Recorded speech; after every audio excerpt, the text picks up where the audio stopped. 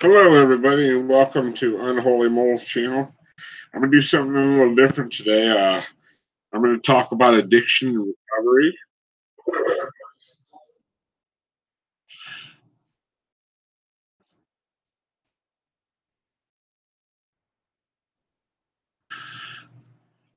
But first of all, I gotta figure out why I hear my own voice. Oh, okay, that's all right.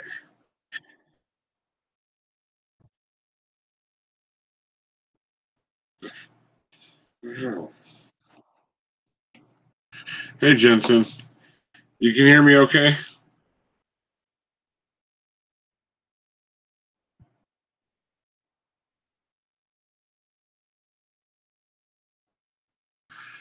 Okay, you can hear me though, right? I sent you a link if you want to hop in. By the way.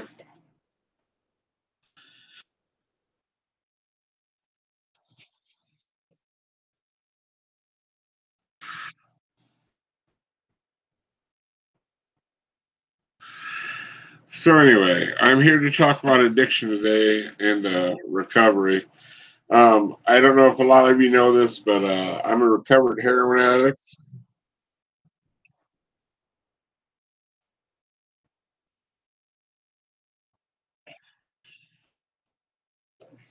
And when I first got clean, uh, I went to a 12-step program, and the only thing available at that time was I live in a small town.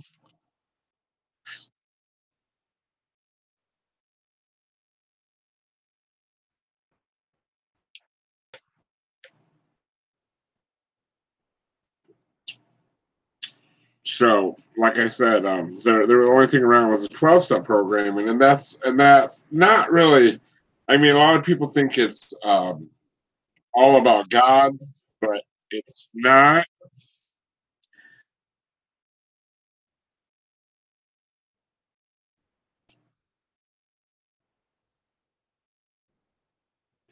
Why the fuck do I hear an echo? I don't get it.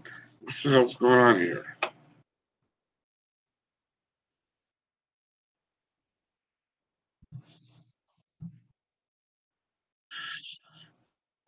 Hmm. But anyway, so I'm going to tell you the pros and cons of the 12-step program. Okay. Yes, when you first go, you're going to be bombarded with gods,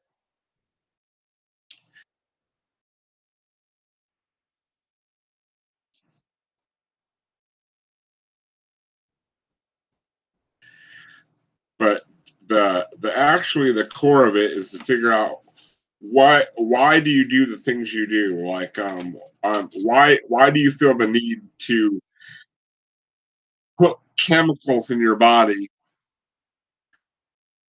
Oh God, this echo's driving me nuts. I got to figure out why it's doing this.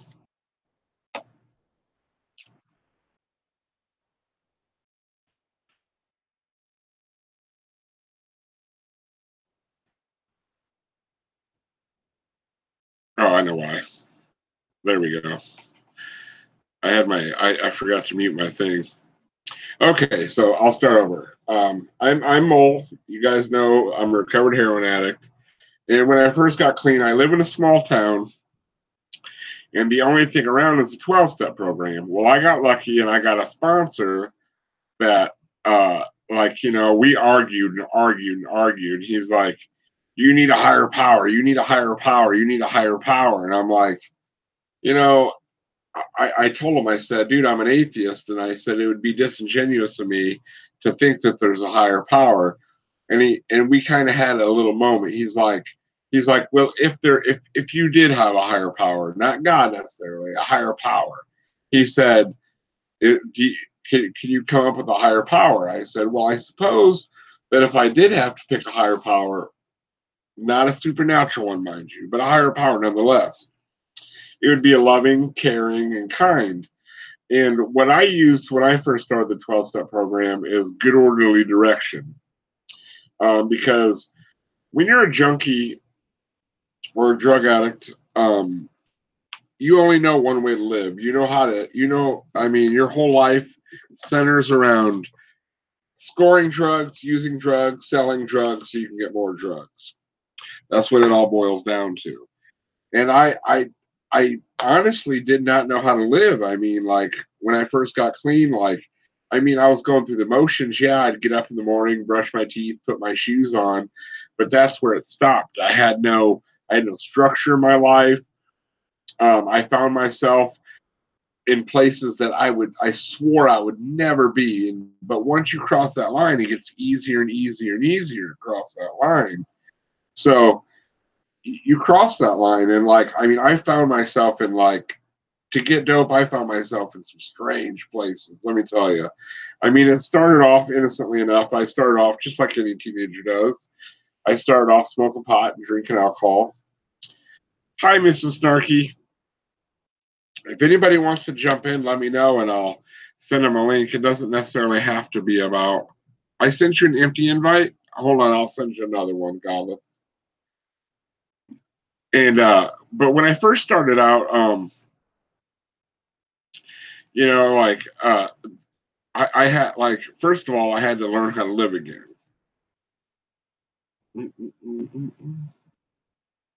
Hold on a second. I'm not just humming to myself. I'm sending a couple invites out.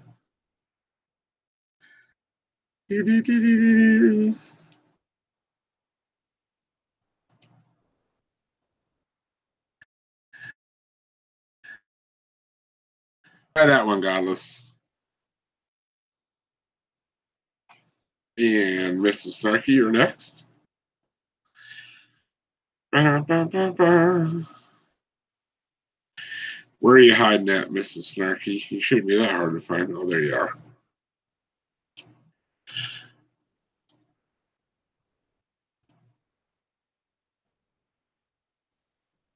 All right, there you go. There's yours. There's yours too.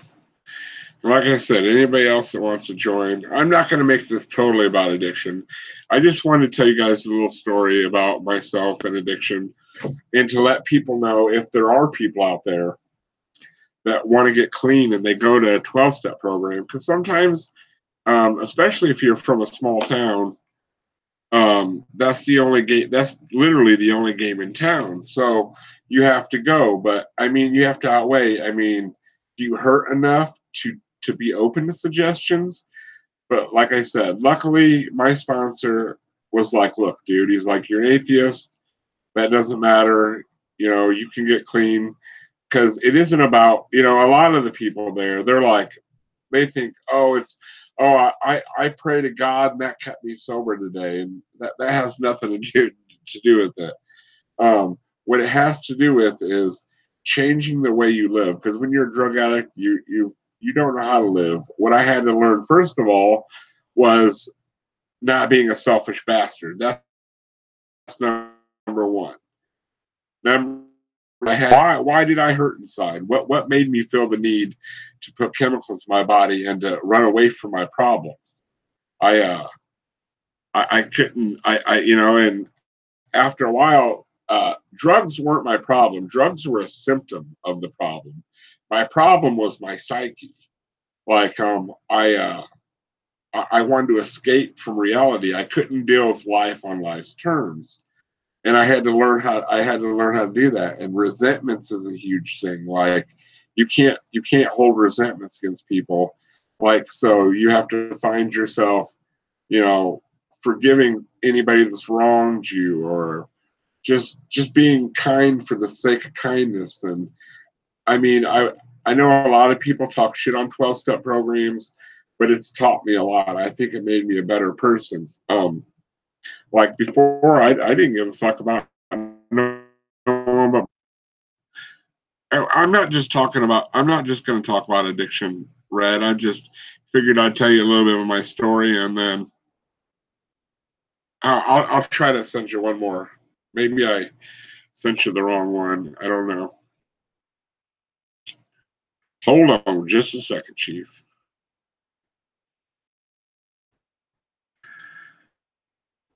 Okay, did it one more time.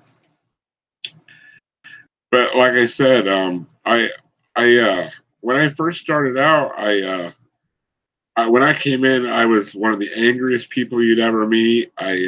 I blamed everybody for my own problems. Like I always thought, well, if this person would do this, or if I have this car or this girl or, this job, I mean, that things would get better. But I had to learn that I have to be happy with what, the hand I'm dealt in life. And that's really, that's hard to do. I mean, people confuse humiliation with being humble.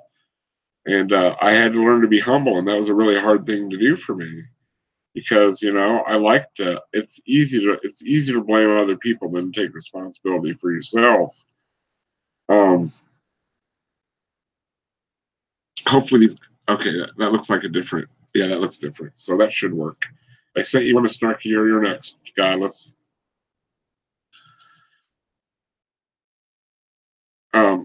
Like I said though, I'm not going to make this all about addiction. I just wanted to let you guys know a little bit about me. But anyway, what I was going to say was I've been clean for April 13th, 2016, so 5 years and some months, and maybe a few days. But who's counting? Okay, I might be counting just a little bit. 1, 2, 3. 1, 2, 3. Count. But I think it's something that people are ashamed to talk about. You know what I mean? They don't want to admit their faults. I have faults. Yeah, everybody has faults. And not me.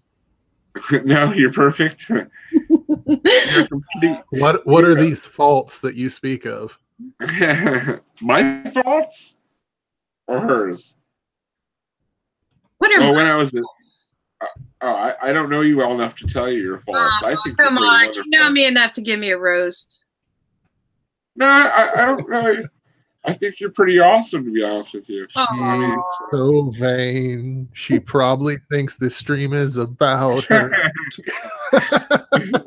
Not? No, but I would just like my main goal is to let, I mean, there's a huge problem with atheists going into 12-step programs because they're bombarded with the word God, and you just gotta you got to set that aside. I mean, because there are good points to the 12-step program. I mean, number one, I am powerless over drugs and alcohol. I mean, once I ingest a drug or an alcohol, it's over. I have no control over it. Like, I mean, I'm not the kind of person that can just drink one beer. If there's a case of beer there, I'll drink one, and then I'll drink the whole rest of the case. I just can't stop.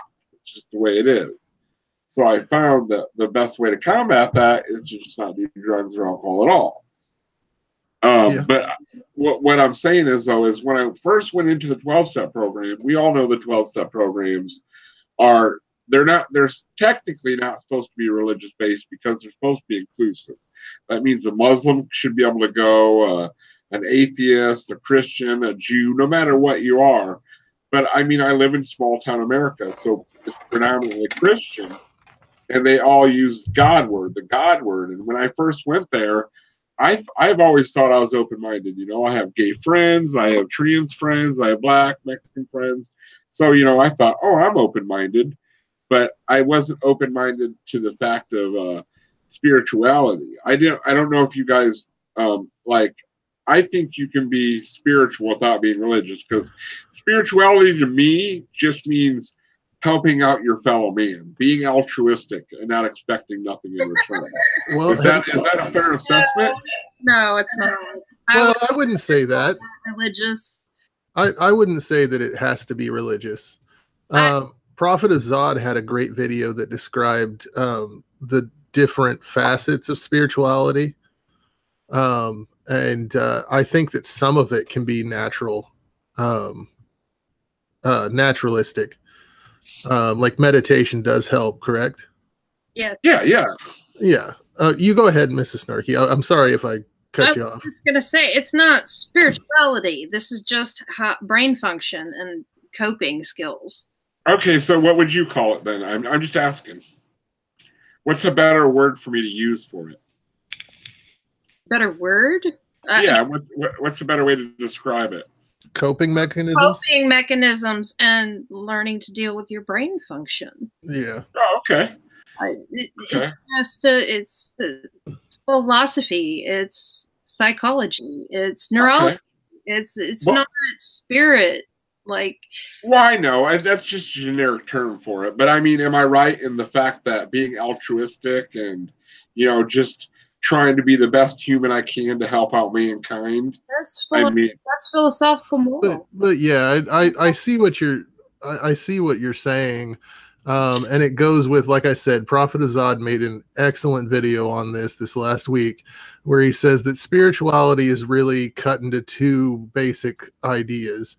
One is how you treat your fellow man and how you treat humanity, and the other is your belief in God and the supernatural and things like that. And if you want to call it spirituality and stick it with the first segment where it's just dealing with your fellow man and things like that, I don't see any problem with using that term. At least, like I would have if I hadn't have watched that video. That video actually really changed my mind on the usage of the terms. Mm-hmm. But I think that when you use a term like spirituality, it does have religious connotations still. And so it can kind of, it can confuse things a little bit. Do you know what I'm saying?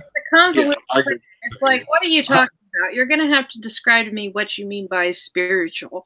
Right. How about being a humanist? Is that a better way to put it? Yeah. That's a philosophical moral ideology. Yeah. Right. Because them guys all think, because they're like, oh, I prayed today and I didn't get, I didn't have a drink. Well, what about the fucking millions of preachers that are alcoholics? They pray all day long and that doesn't seem to help them any, does it? So obviously it isn't prayer that keeps you sober. No, I think it's just the meditative process that they go through when they do the action of praying. It's nothing. There's nothing metaphysical about it. It's physical. No, not at all. Logical. So, I mean, if they want to have their idea that it's some kind of supernatural thing, then I don't see any harm in it as long as they don't harm anybody else with it. You know what I mean?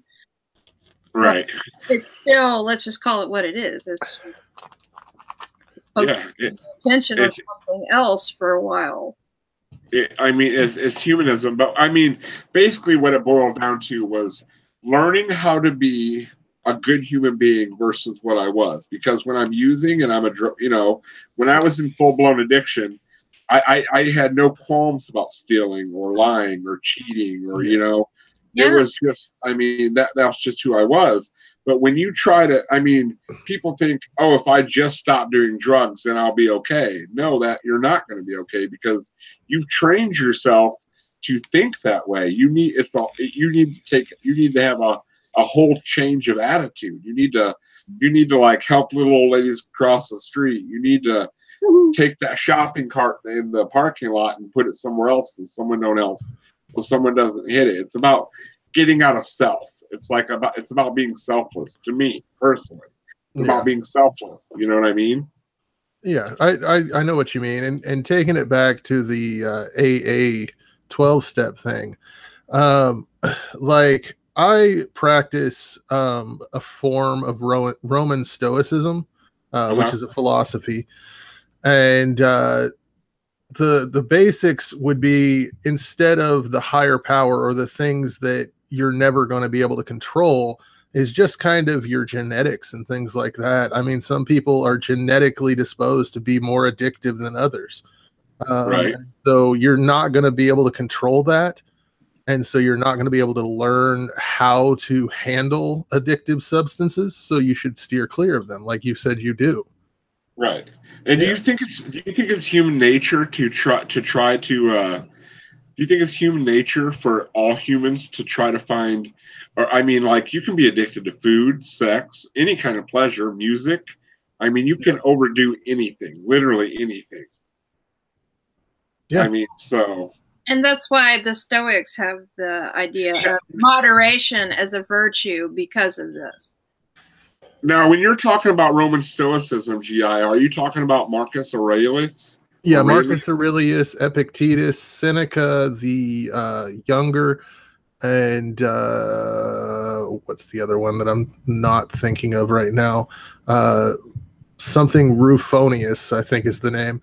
But yeah, they were the Roman Stoics, and they basically took Greek Stoicism, and which had a lot of spiritual connotations to it, and kind of narrowed it down just to the ethics type system.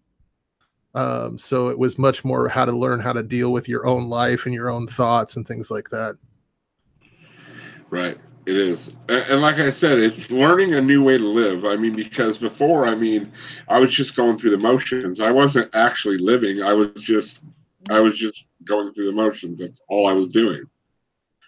You know? That's what you do when you're in a pattern of pleasure-seeking behaviors like that. Yeah. I think the catalyst was like, I don't know if I mean, I don't want to throw the word PTSD around, but when I was 7, I didn't start doing drugs or drinking until I was 17. That was when my sister was murdered, and I think that was my coping mechanism. But pretty soon, your coping mechanism, I mean, drugs and alcohol work for a little while, but after a while, they don't help at all. And then by then, it's too late. I mean, you're not drinking or drugging to get rid of your problems. You're drinking and drugging because your body needs them. You know what I mean? You become physically addicted. Your brain doesn't know how to act without them. You know what I mean? Yes. And that process is the most difficult part of the whole thing. And I often wonder, because I've seen a lot of people go through this process of withdrawal. And right. I often wonder what really comes to my mind is like, okay, you've already gone through this process. Why are you going to go back to the drug after you've been through this hell? Because it's hell. It's absolute fucking hell. Oh, it is hell. Yeah, you're absolutely right. But and the weird I understood why people would go right back to that same addiction after that.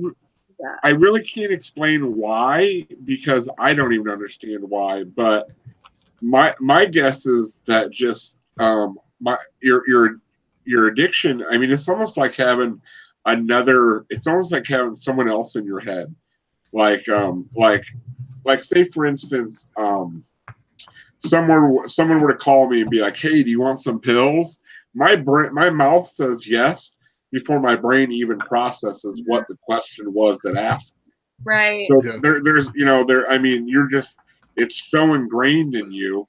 And like, let me tell you, once you get clean and then you use, it takes away all the joy of it. There is literally no joy involved anymore, because you feel so guilty, you're ashamed. I mean, you're like, why did I do that to myself? You know, I mean, what was that all about? And even still after that, it still continues this pattern. And it just always baffled me. Because, well, we all like to believe that we're stronger than we are. Yeah. And so when you get off of a substance, I think it's easy for us to go, I've been clean for 3 months, 6 months. I can do one night out with my friends and do this, and it's not going to give me an issue. Yeah. And that's not the way it works. The second your brain gets that chemical again, it goes back into that pattern. Yeah, it reverts right back to it. And it could be 1 month or it could be 10 years. Your brain doesn't know the difference. Like, I have to be very careful. Like, say I have surgery, for instance. My brain doesn't know the difference whether I'm taking the painkillers for fun or am I taking them for pleasure. My brain doesn't know the difference. All my brain knows is it's getting something it's missed for a very, very long time. Yeah. You know what I mean? Yeah. And the weird thing is I got clean and then I fell off the wagon at one time, and no joke, within 2 weeks, I was clean for a couple of years too. Within 2 weeks, I was right back where I left off. It literally went from I took 1 or 2 pills. Within 2 weeks, I was eating handfuls of them at a time. If I wouldn't have stopped when I did, the needle wasn't very far around the corner. It was not very far around the corner. That's just, I know it's insanity, but that's why they call addiction. It's cunning, baffling, and powerful. We have no defense against the first drug. They have a saying in NA, Narcotics Anonymous. They say one is too many and 1,000 is never enough. Mm-hmm. Like once you take one, you're doomed. And I could have a house full of drugs, and that would never ever be enough. It would never be enough. I get that. Hey, Red. Hi, Red. Hey, Mo. Snarky, how are you? Hi, Red. I'm good. How are you? No, I mean so let's switch from addiction. I mean not necessarily switch from it, but let's compare addiction to religion. Do you think that there is an addictive quality to religion? I mean, because you're still getting a false sense of pleasure. Yep. From something else. It might not be drugs and alcohol, but you're still tricking yourself into thinking you feel good because of something that doesn't really make you feel good. Yeah. Do you see the correlation there? Yeah, when you get into like a trance state or in a frenzy, like when you go to church and you speak in tongues and you have the fellowship and all that, it floods your brain with endorphins, and so yeah, I don't see why not.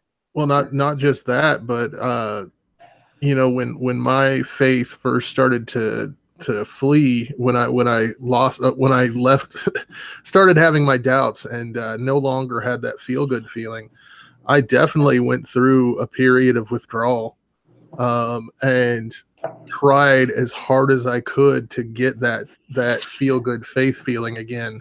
Yeah. So yeah, I think it's an addiction. Yeah, I think it serves the same purpose. I think you're trying to fill a hole in you that you're not sure what you need to fill that hole. And what I think it boils down to is insecurity. You're not happy with yourself. Yeah. Sorry. No, but I mean, I think it's insecurity though. I think you're trying to fill a hole, and you're never going to fill it because you have to love yourself before anything else. Mm-hmm. Does that make sense? Yeah, it does. Completely. Iowan is I don't. That was what was said in the chat. Yeah, you know what? I was just sweating my ass off, so this is a comb going through sweaty hair. So there you go. He's a greaser now, y'all. Don't make fun of me. I'm a greaser too. I have my hair is a little shorter now, but usually I rock a pompadour. Grease. Oh, I had a question for you guys. I want to dress nice for the wedding, but I'm definitely gonna have my heathen shirt for the reception. I don't want to wear a t-shirt to a wedding, but I'm definitely the heathen shirt's coming out for the reception. That's fine. And actually, the wedding is a costume, so you can dress in a costume. Oh yay! That's awesome. Yeah, it's a costume wedding. So it's too bad I couldn't find. I wonder if I can find a mole outfit and like tie-dye glasses. The way that I want it to really kind of work out is we're gonna have the ceremony, then we're gonna play music and eat, and then we're gonna come to my house. Well, Okay, cool. Yeah. You can wear your heathen shirt at my house if you'd like. I don't think that the family will come back because that's where the drinks will be. Yeah. Yeah.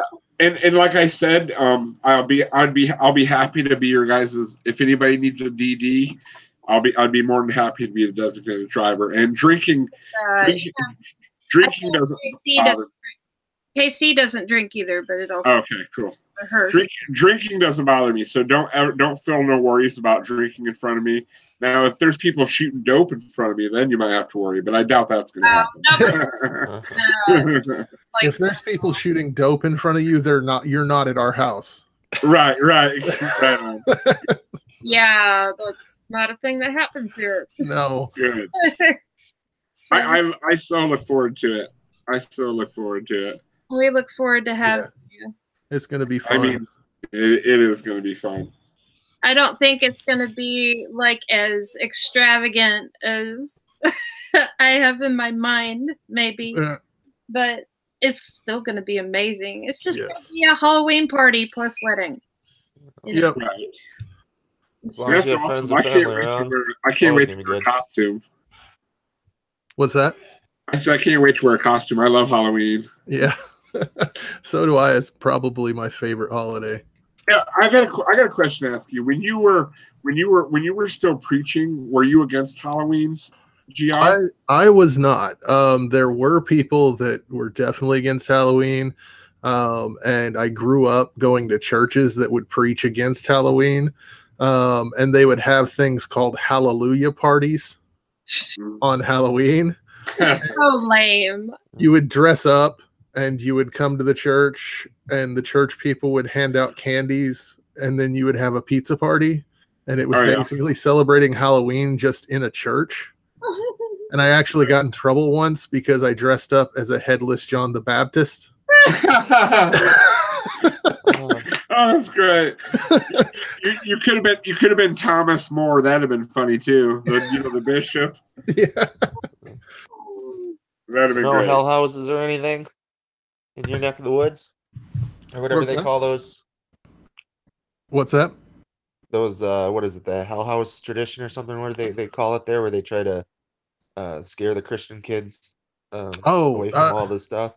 I've heard of them doing that. I never went to a church that did that. The closest thing I did in Branson, there's this place called The Promise, and they did like a Halloween thing one year, and it was kind of along those lines. But yeah, I've never been to a hell house, but I know what you're talking about.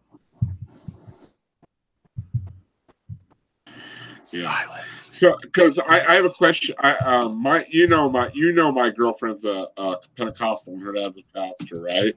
Yes. GI. Yeah. They're oneness Pentecostals. You were a Trinitarian, right? Yeah.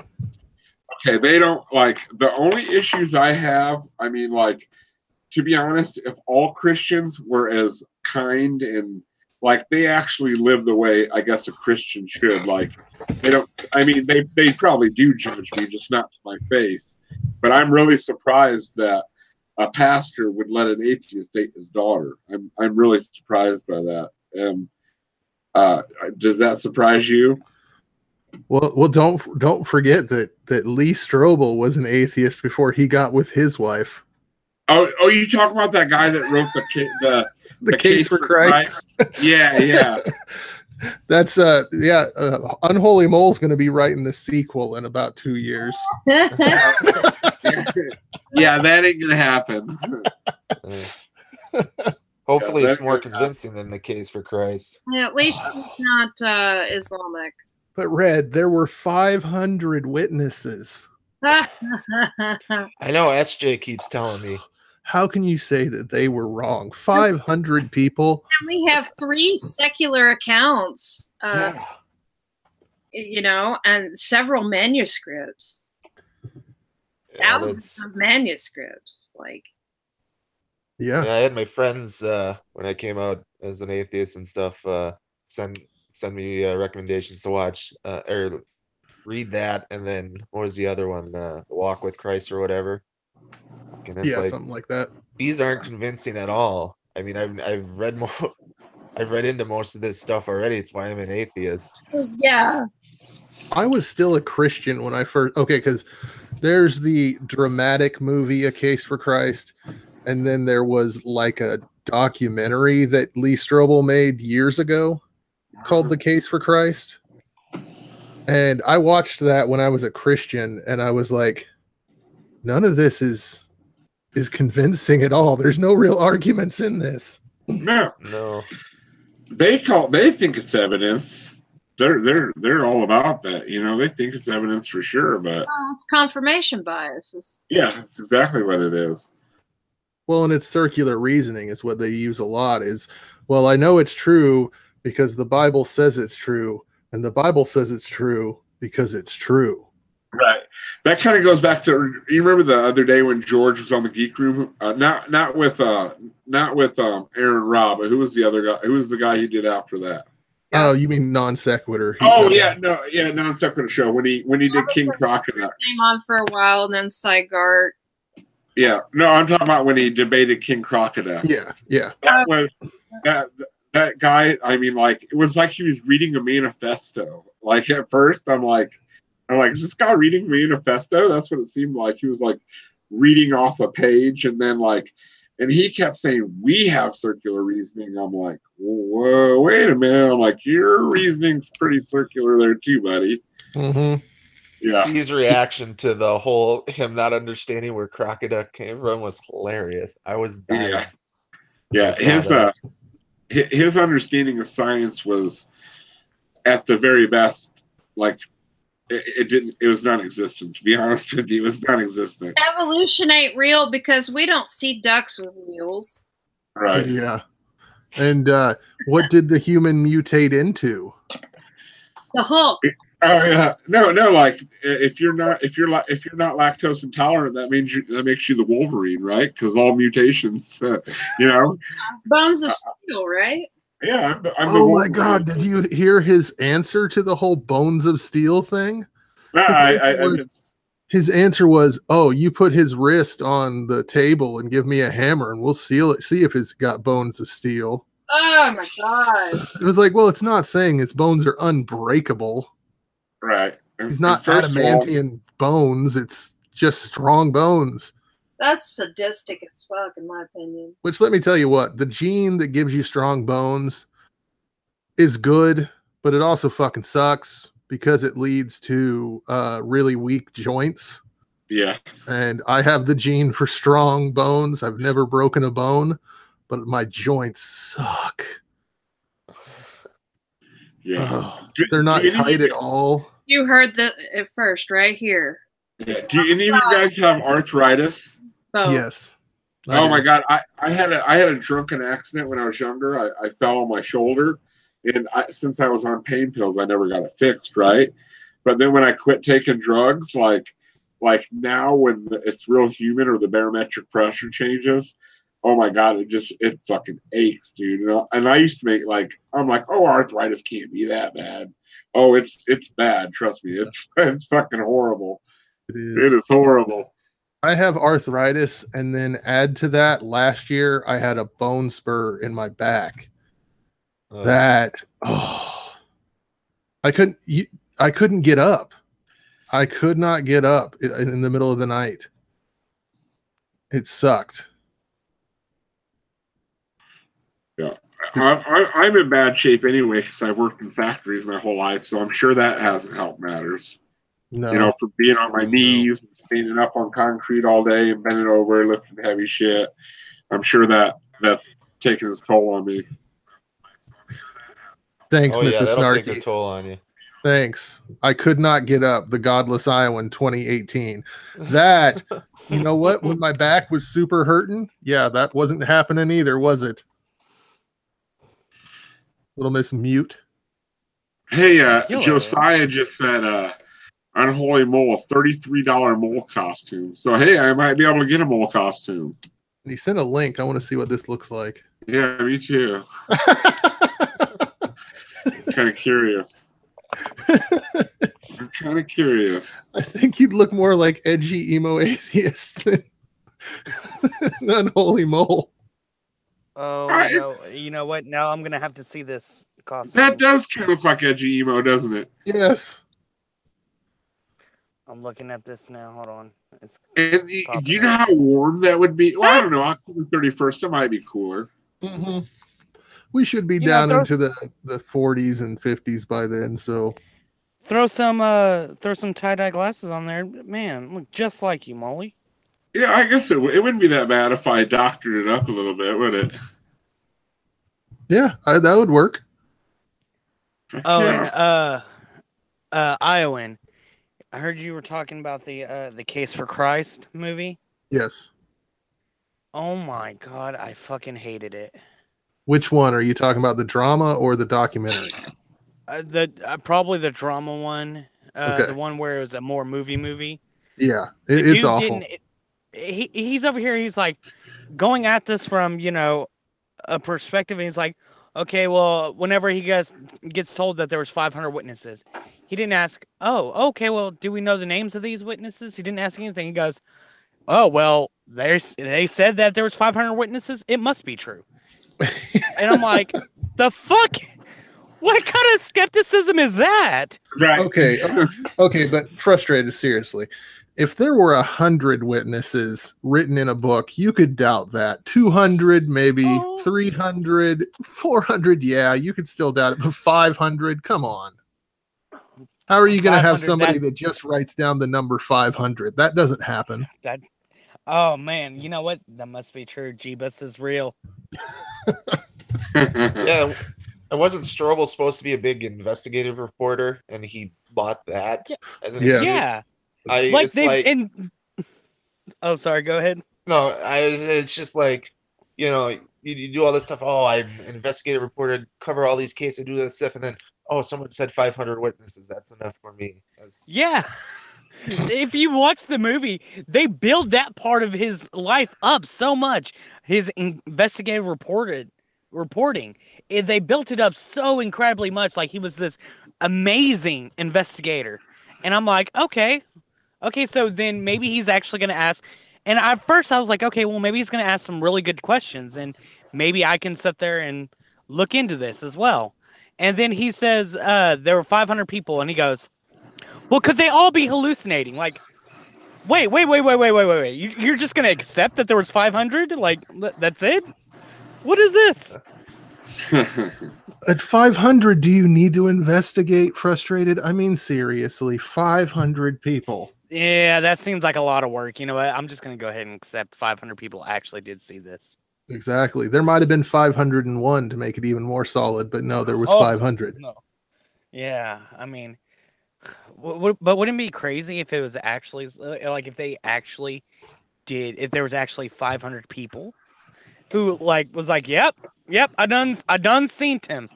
I seen him over there. It was the craziest thing, guys. I could see these as the alien abductors of the Bronze Age. That's what they Jesus were. came The up life to of me with Ryan his here. holes. Jesus came up to me with his holes, and he said some stuff. I don't remember exactly what he said, but he said some stuff, guys. He's real. Well, and they'll say, well, there's no such thing as group hallucination. Well, it doesn't even have to be that. It just has to be some dude that wrote down the number 500. There could have been no witnesses.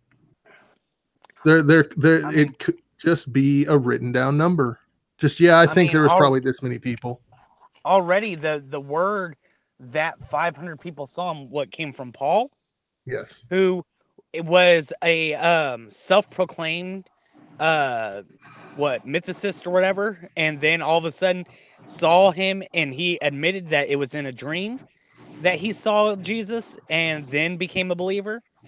Yeah, all that sounds a little bit far-fetched, if you ask me. Yeah. Oh yeah. The only way we know that he was a quote unquote non-Christian was from his own word. Yeah. Indeed. True. Oh. Well, and this whole thing could all have been a mental hallucination. I mean, if he really did persecute the Christians and stuff at the time, he would have had all this Mhm. stuff in him, and then he has some kind of hallucination, all that stuff that's in his head, plays out. He sees it. That's where you get it all from. Mm-hmm. Like, for instance, if say I didn't know Iowan, and Iowan dies, and I just get into the atheist YouTube, and people keep talking to me about Iowan, and I see pictures of him, or I know what he looks like of some way because of the way people have described him and whatnot, and then all of a sudden, the very next night, I go to sleep and I have a dream, and Iowan's there. I mean, that doesn't mean that I knew Iowan from way back when, and that he must have been, yada yada yada. I mean, it's just Are you trying to All say you to- dreamt of me last night? I did, big boy. Yeah, and there was a flagpole there too. Did you Ooh. run it up the flagpole and see? Yeah. No one ever does. I haven't heard that song in forever. You know what song I'm talking about, don't you? Yes. Yeah. I can't remember who sung it. Oh, my It's God, it's Flagpole amazing. Sitta. Yeah, Flagpole Sitta. Oh, Harvey Dangerfield. That's who sung it, if I remember right. Yeah. Yeah. Bum. Ba-dum-bum-ba. Well, that's not how that goes. Oh. Mm-hmm. Mm-hmm. So have y'all seen the blog, Mhm, blog on how to respond to street epistemology? I did not see that. I'll put a link There's in the side chat. Oh, I'm going to be having a discussion with SJ soon. I can't. To be honest, I cannot wait because I really do want to see that.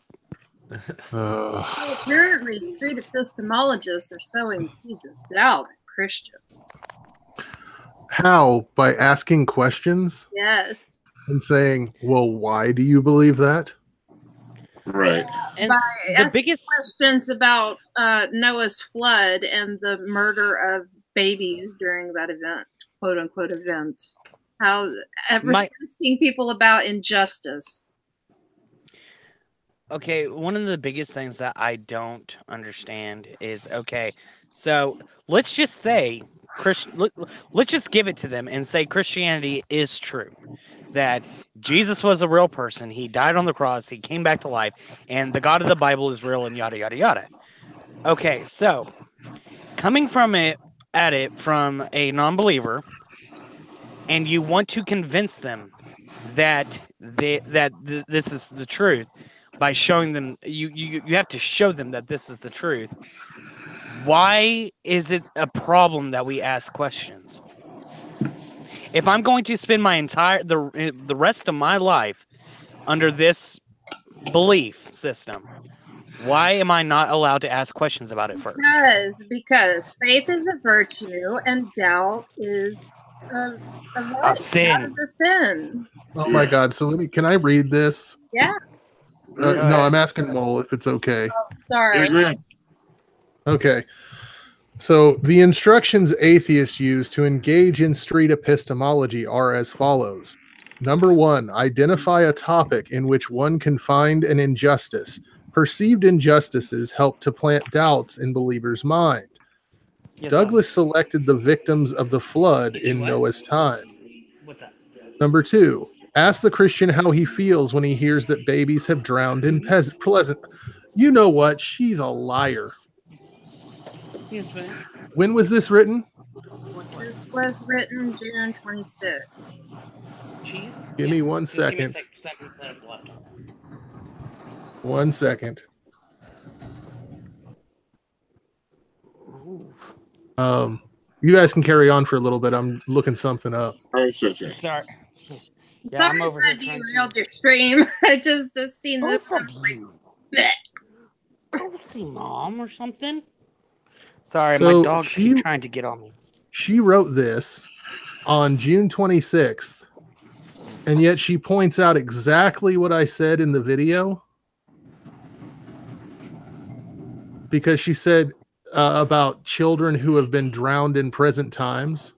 And I said, well, then how does she justify, or how does she not feel that Andrea Yates wasn't justified in drowning her kids because they were instantly sent to God? Yeah, and I remember you saying that. And the thing is I thought the same thing whenever she was over here trying to say, oh, yes, the children who died in the floods or in this or in that, they instantly went to heaven, so they were saved. And it's like, okay, then why is it such a bad thing when all these other people kill their kids because they didn't want their children to sin when they got older and went to hell? So God told them to kill them. Yeah, So then abortion is the instant say loophole. that God told her to kill her children. Yeah. Yeah, she did. She did. So God And- permitted it. And really, abortion is the instant loophole to make sure your kids go to heaven. Yeah. Yeah.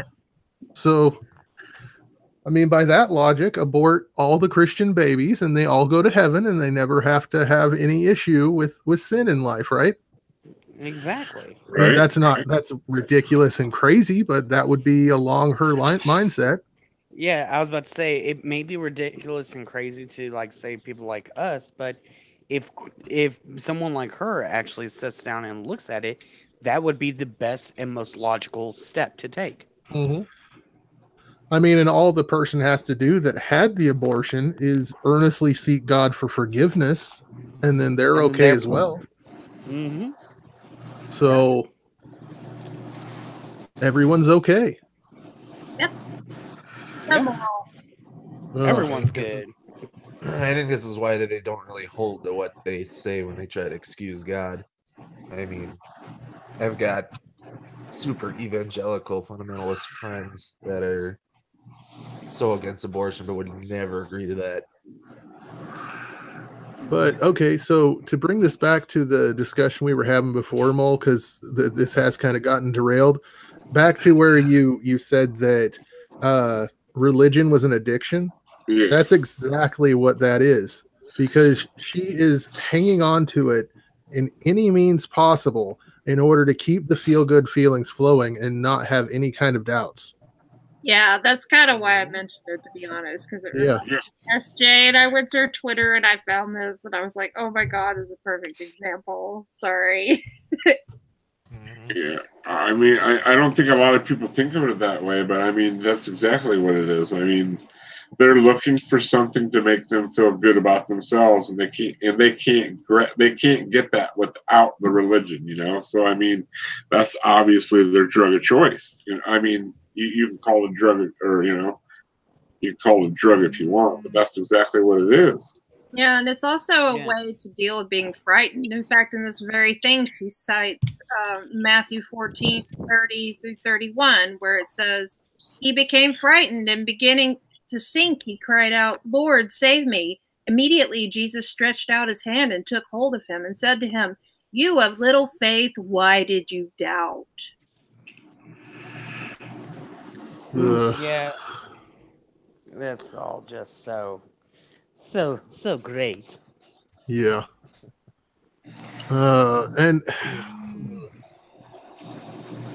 And Christian apologists always love to point out C.S. Lewis, and C.S. Lewis is the one that said that either Jesus was completely insane or he was the Son of God. And so I choose to believe he was the Son of God. Oh, geez. Yeah, exactly. Well, he chooses to believe. Well, wasn't his trilemma the liar, lunatic, or Lord? Yes, liar, lunatic, or Lord. So he's And either then a what- liar, a lunatic, or the Lord. And so I'm going to go with the Lord. Well, And- what the hell? Right. I'm gonna go with liar and lunatic. if I had, you know. Or you could go with another L and just say legend. You know? Yeah. Yeah. If anything, I mean, have you guys ever read or heard any Richard Carrier speeches?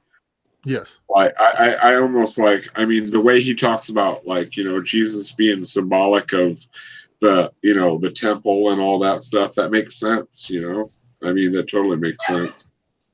Because why, you know, like, is it Matthew where Jesus kills the fig tree because it isn't producing fruit out of season? Yeah. I think I so. mean, if he's the Son of God, then he obviously should know that, right? You know, you would think anyway. But Mole, I mean, that one's obviously that a was a parable, parable. I mean, come on. Oh, I know it was a parable, but I'm just saying. I mean, it's symbolic, but they don't look at it that way. They look at it. They look at it as that's what, you know. Jesus was a real man. You Yeah, know? it's Mark chapter 11, where the fig tree. So has Carrier dropped all the space Jesus stuff now and just going with the literary figure now in his speeches? Thanks, Jesus. I'm not sure, to be honest with you. I haven't read any of his newer stuff. Because I think that's the hardest one to sell if you're gonna try to argue for mythicism is the space Jesus stuff. I mean, that seems so out there. Anything Oh else. yeah, But it is but out the, there. Yeah, the idea, like I found his like the whole symbolic thing in replacing the temple with Jesus, to be, a plausible explanation for a mythic Jesus. Yeah, I never heard nothing about the space Jesus. That is a little weird. Space Jesus. I just came back on Space Jesus. I don't know what's going on. Oh, where he? Just let it happen. I guess that Richard Carrier at one time was talking. He wasn't being facetious or anything. No, it's the whole idea. This is in on the historicity of Christ or whatever his book was. In the lower heavens, so the Jews had this idea of 7 heavens, and this is how they got around when they finally accepted the globe model. And so his idea was it was a spiritual battle between angels and all that other stuff in the 3rd heaven, I think it is, just below the moon. So it kind of gets mocked as space Jesus, as it's all fictional, nothing happened on Earth, all that stuff. No. That's strange.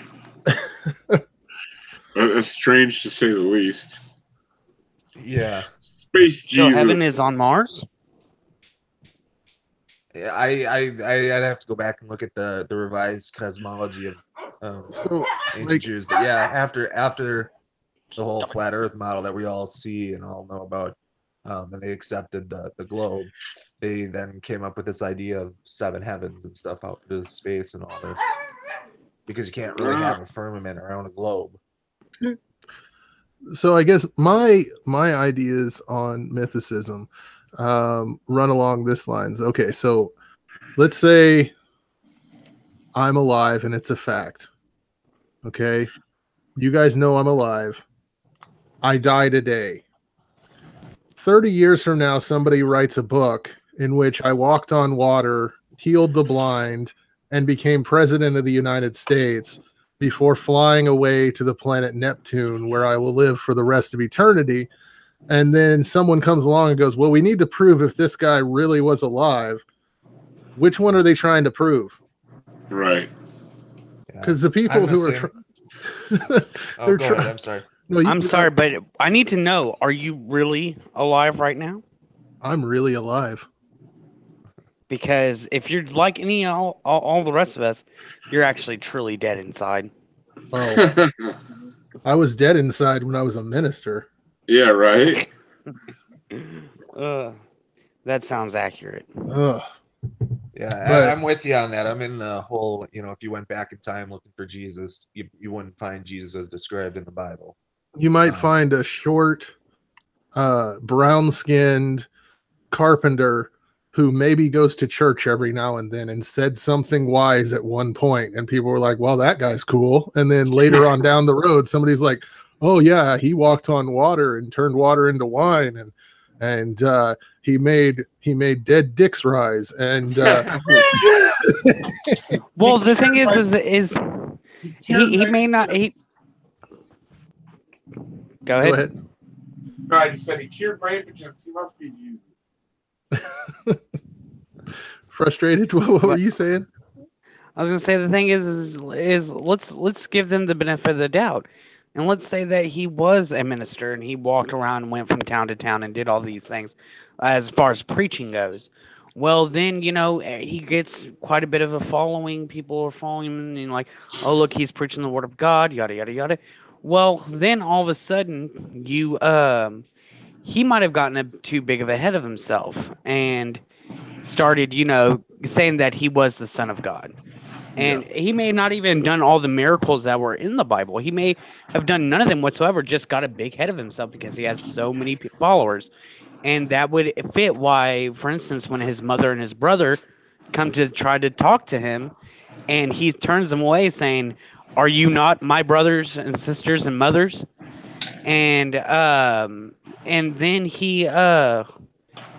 and then whenever he gets crucified, these people believed he was the Son of God, and that he told them, "Oh yeah, I'm going to come back from this shit."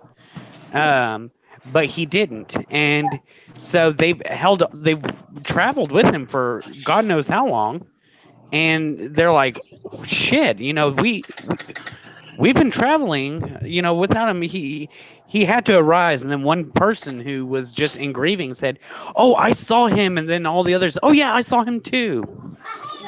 Right. And then It's went on like from there. after my grandmother died, several people in the family say that she came to visit them and told them that it was all going to be all right. Does that mean that she actually did it? Fuck no. It means that they were in a grief stage and that they were susceptible to any kind of dream state or anything along those lines. Yeah. Yeah, when you're in a grief state, a whole bunch of shit there. Like when my dad passed, I saw him everywhere, like all sorts of events, talking to him and stuff in the past, all kind of like I could see him play out around me at these different places I'd walk by and stuff for the longest time. Exactly. When my mom passed away, this is kind of weird, but this is when I was strung out on heroin, and I had taken a bunch of methadone, right? And I was so high that I was on the nod, and I caught myself like talking to my dead mother. Now, I don't know. I mean, like if it was just like it was more likely it's wishful thinking is what it was. I missed my mom. I was in a bad place, but like it kind of freaked me out. I'm like, oh my God, I'm talking to my dead mother. That was kind of spooky. But I mean, it's wishful thinking is what it is. I mean, that was the one. I mean, that woman was my rock. I loved her more than anything. I'm not saying I don't love my dad. Don't get me wrong, but I was a mama's boy. So of course I wanted her back. I didn't. It was hard to admit that she was gone. I had to let that go, and it was really hard to do. Well, and I guess the point that I was trying to make before is when they're trying to prove that this historical figure existed, there's a lot of other mythological figures that they say were probably based on an actual person at some point. I think Hercules is one of them. But taking from that, it's like, okay, are you trying to prove that some guy who picked up a big rock one day existed? Or are you trying to prove that some guy who beat up a Hydra and did all these different feats existed? Because when they're trying to prove the Jesus from the Bible, they're trying to say this is proof that the Bible is true. Well, no. Even if there was some dude named Jesse that happened to be a shitty carpenter and got himself crucified, that doesn't mean that he was the Son of God. Yeah. Yeah. Well, And one of my biggest And one of the biggest things about the name itself was, so you had, somebody had said, like the events of Jesus happened 700 years after the prophecies and yada, yada, yada. And it's like, okay, well, if the people of the time knew that this prophecy was going to happen and that this was supposed to take place, then you're going to have people who are going around using that exact name for years afterwards because they want their son or their child or whatever to fulfill these prophecies. And that's how you get a big group of name, a name to be one of the most common names in time frame is someone said this was going to happen to somebody with this name. And then all of a sudden, centuries, years later, the name starts popping up more and more. Well, but I mean, when you think of it that way, if you're going with the messianic prophecies of like, he'll be named Emmanuel. Well, Jesus wasn't named Emmanuel; he was named Jesus. Yeah. And Jesus actually in the Hebrew is Yeshua, which is basically Joshua. So it was already a very popular name because Joshua was one of their historic figures. Right. And so the fact that the probability of there being someone named Yeshua who was a carpenter and was highly probable. Yes, it's highly probable. It's highly probable that he taught in some kind of synagogue or something along a temple of some sort, or at least spoke out. But the person they're trying to prove actually existed, the one that turned water into wine and walked on water, that's all Brought mythological. people back from the dead. Well, Now, it's kind of I- Odysseus, when Odysseus was written about. There have been ruins that have been found of a city of Troy, right? yeah, Yeah. yeah. So I guess Odysseus is for realsy. Yeah, I mean, there's. I think there's a kernel of truth with all myths, but that whether that makes them the actual truth or not, that's just silly. Like, I'm sure there was a Jeshua. I mean, that'd be like modern day. I mean, a Tim or a Tom or a Matt. You know, there's gonna be one of them. So, do you think that maybe Jesus was a real man and he was just a wise man or a rabbi or whatever, and he like was an illusionist of some kind? Maybe. I mean, that's the only thing. I mean, was it actually a miracle, or was it like some David Blaine shit?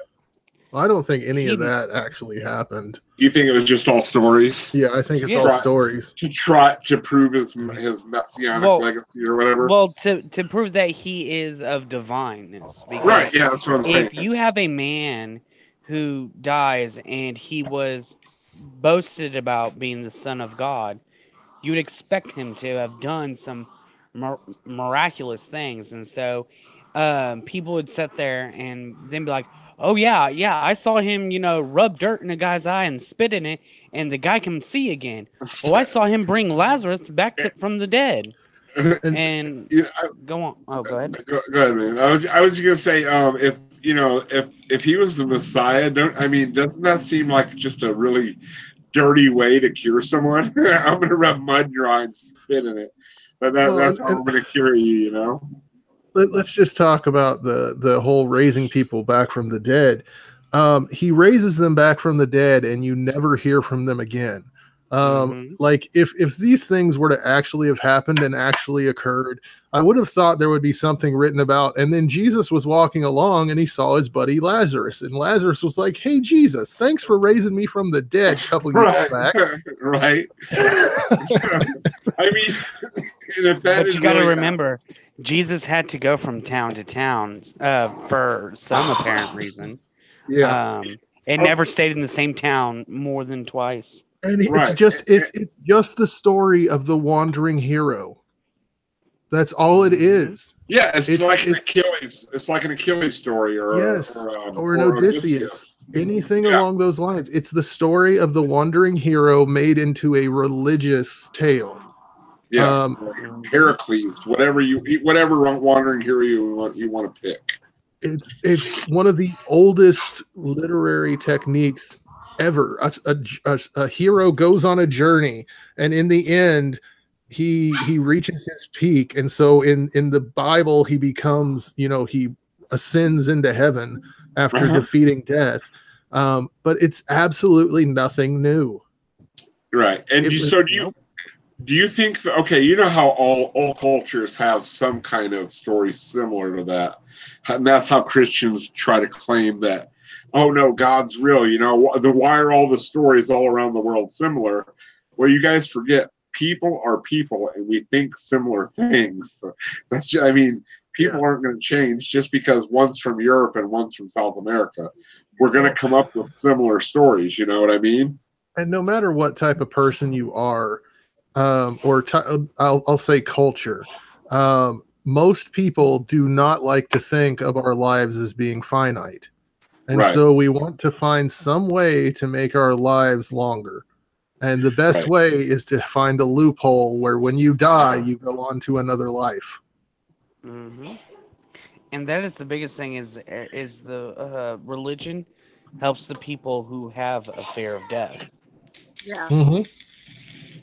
And that's the main existential crisis, isn't it? Is that we have to go through our lives aware that one day we will die, but we don't know when. We have no control over it. Right. And we don't know what happens after we die. And if we can, but the thing is the fact that we don't have control over when we die. we feel a sense of control in the fact that we know that our religious people know that there's an afterlife that they're going to go to that is promised to them. Yep. And because I so know it's scary as fuck. And that's why there's basically 2 times that you get new converts to Christianity. One is when you're very young, before you've actually reached adulthood, and the second is around middle age. Because at those times when you're just entering into adulthood and then you're just entering into mental age, you're having to accept harsh truths about your life. Right. And you're seeking comfort in any way you can possibly find it. Yeah. I'm turning 35 tomorrow. Happy birthday. And, Happy birthday. I mean, like 2 days ago, I was like, God damn, I'm technically middle-aged. 35 is considered middle-aged for men. And I'm like, well, half of my life is over. Oh, well. Right. When I turned 40, it bothered me a little bit. I'm like 40. I'm like that's just such a high number. I mean, like my 30s didn't bother me, but when I hit 40, it gave me a little bit to worry about. When I hit 30, I was like, oh, this sucks, because I remember being like a 6-year-old kid and someone asking me, how old is old? And I just said 30. And I remembered that on my 30th birthday. I was like, I'm the age that 6-year-old me said was really old. if it makes you feel any better, GI, I truly, when I was a kid, had no plans after I hit 20. I was like, I had nothing. And then now that I'm in my 20s, I'm like, you know what? If I'm not dead by 40, I'm going to commit suicide because I have no idea what I'm going to do. And then my fiance comes around and says, no. And I'm like, yes, this is my plan, is if I'm not dead by then, I'm killing myself. She's like, no, you have to live to be old age. I was like, oh God, no. No, why? Yeah, why would anyone want to do that? They don't. I was a CNA for 18 years, and I can safely say I've never met a happy old person. I've met some happy old people. Yeah, they might act happy on the outside, but they're not really. I don't know. I don't know. I've always said that I didn't plan on living past 45 because that was the good time. Like after that, things really start breaking down but no, I've known some happier old people. Yeah. Yeah, it's the exception, not the rule. Yeah, like I've never seen one of those people on like the Today Show where they're like, and she's 100 years young, and they never look really happy. They're just like, please, Right. someone take the pillow and end this. Right, just leave me the fuck alone. Who was that God, who must have hit like 110, that gal from Seattle, and they're interviewing like, oh, how'd you get to go and do all this long stuff there? You just like, leave me the fuck alone, let me sleep. Yeah, Just the look on her face and stuff is like, oh, I sleep a lot. And it's like, yeah. Yeah, I mean in this aspect. Okay, think about this. Like, you're 90 years old. Everybody you loved is gone. Your friends are all dead. Your husband's dead or wife. Your kid, like 9 out of 10 times, I hate to say this, but kids will shove their parents in a nursing home, and they come and see them once every few months if they're lucky. And then, I mean, if they're lucky, I mean, so I mean that's depressing as shit, dude. I mean, yeah, there are some people that have their family around still that are very involved. They seem fairly happy, but a majority of old people, they could care less, dude. They're just ready. They're ready to get it over with, dude. Man, they want to go. See, I had a great aunt that lived to be 98 years old, and even the week before she passed away, she was still on her own. She was cooking her own food, driving. Well, she didn't drive a car at that point. She drove a little like golf cart thing, but she was completely self-sustaining until the day she died. She's one of the people that I'm like, she was a happy old person. But yeah, most of them, it's not great. Like when Yeah, the it's first time I shit myself and it's not due to sickness, that's when I'm done. That's I when would have it's been done a long time ago, bud. Yeah, I was about to say the same. Those drunken escapades, man. You wake up. Black Sofa wants to know if he can have a link. Is I'm Mole's cold. muted. Mole is Yeah, muted? Yeah, I was muted. My auntie was looking for the telephone. Oh, Black Sofa wants a link.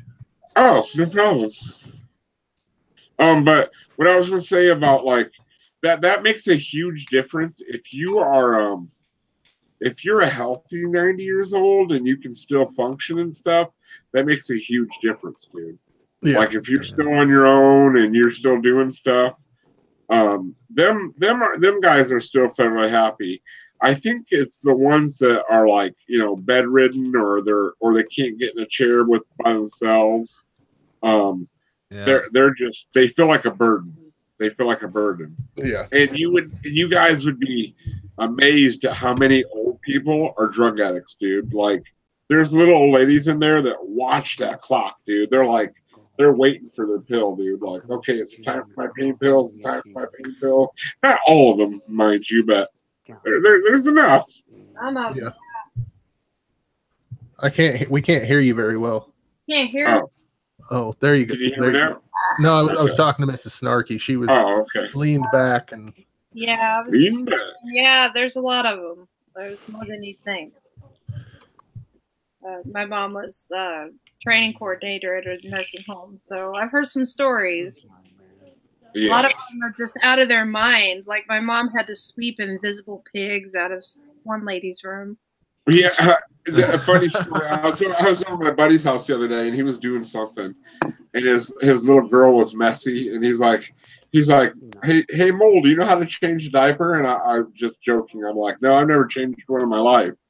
He's like, wait a minute, weren't you a CNA? I said, as long as your daughter's trying to punch me, I should be fine, because I'm not used to just doing it without someone trying to kick my ass or punch me in the face.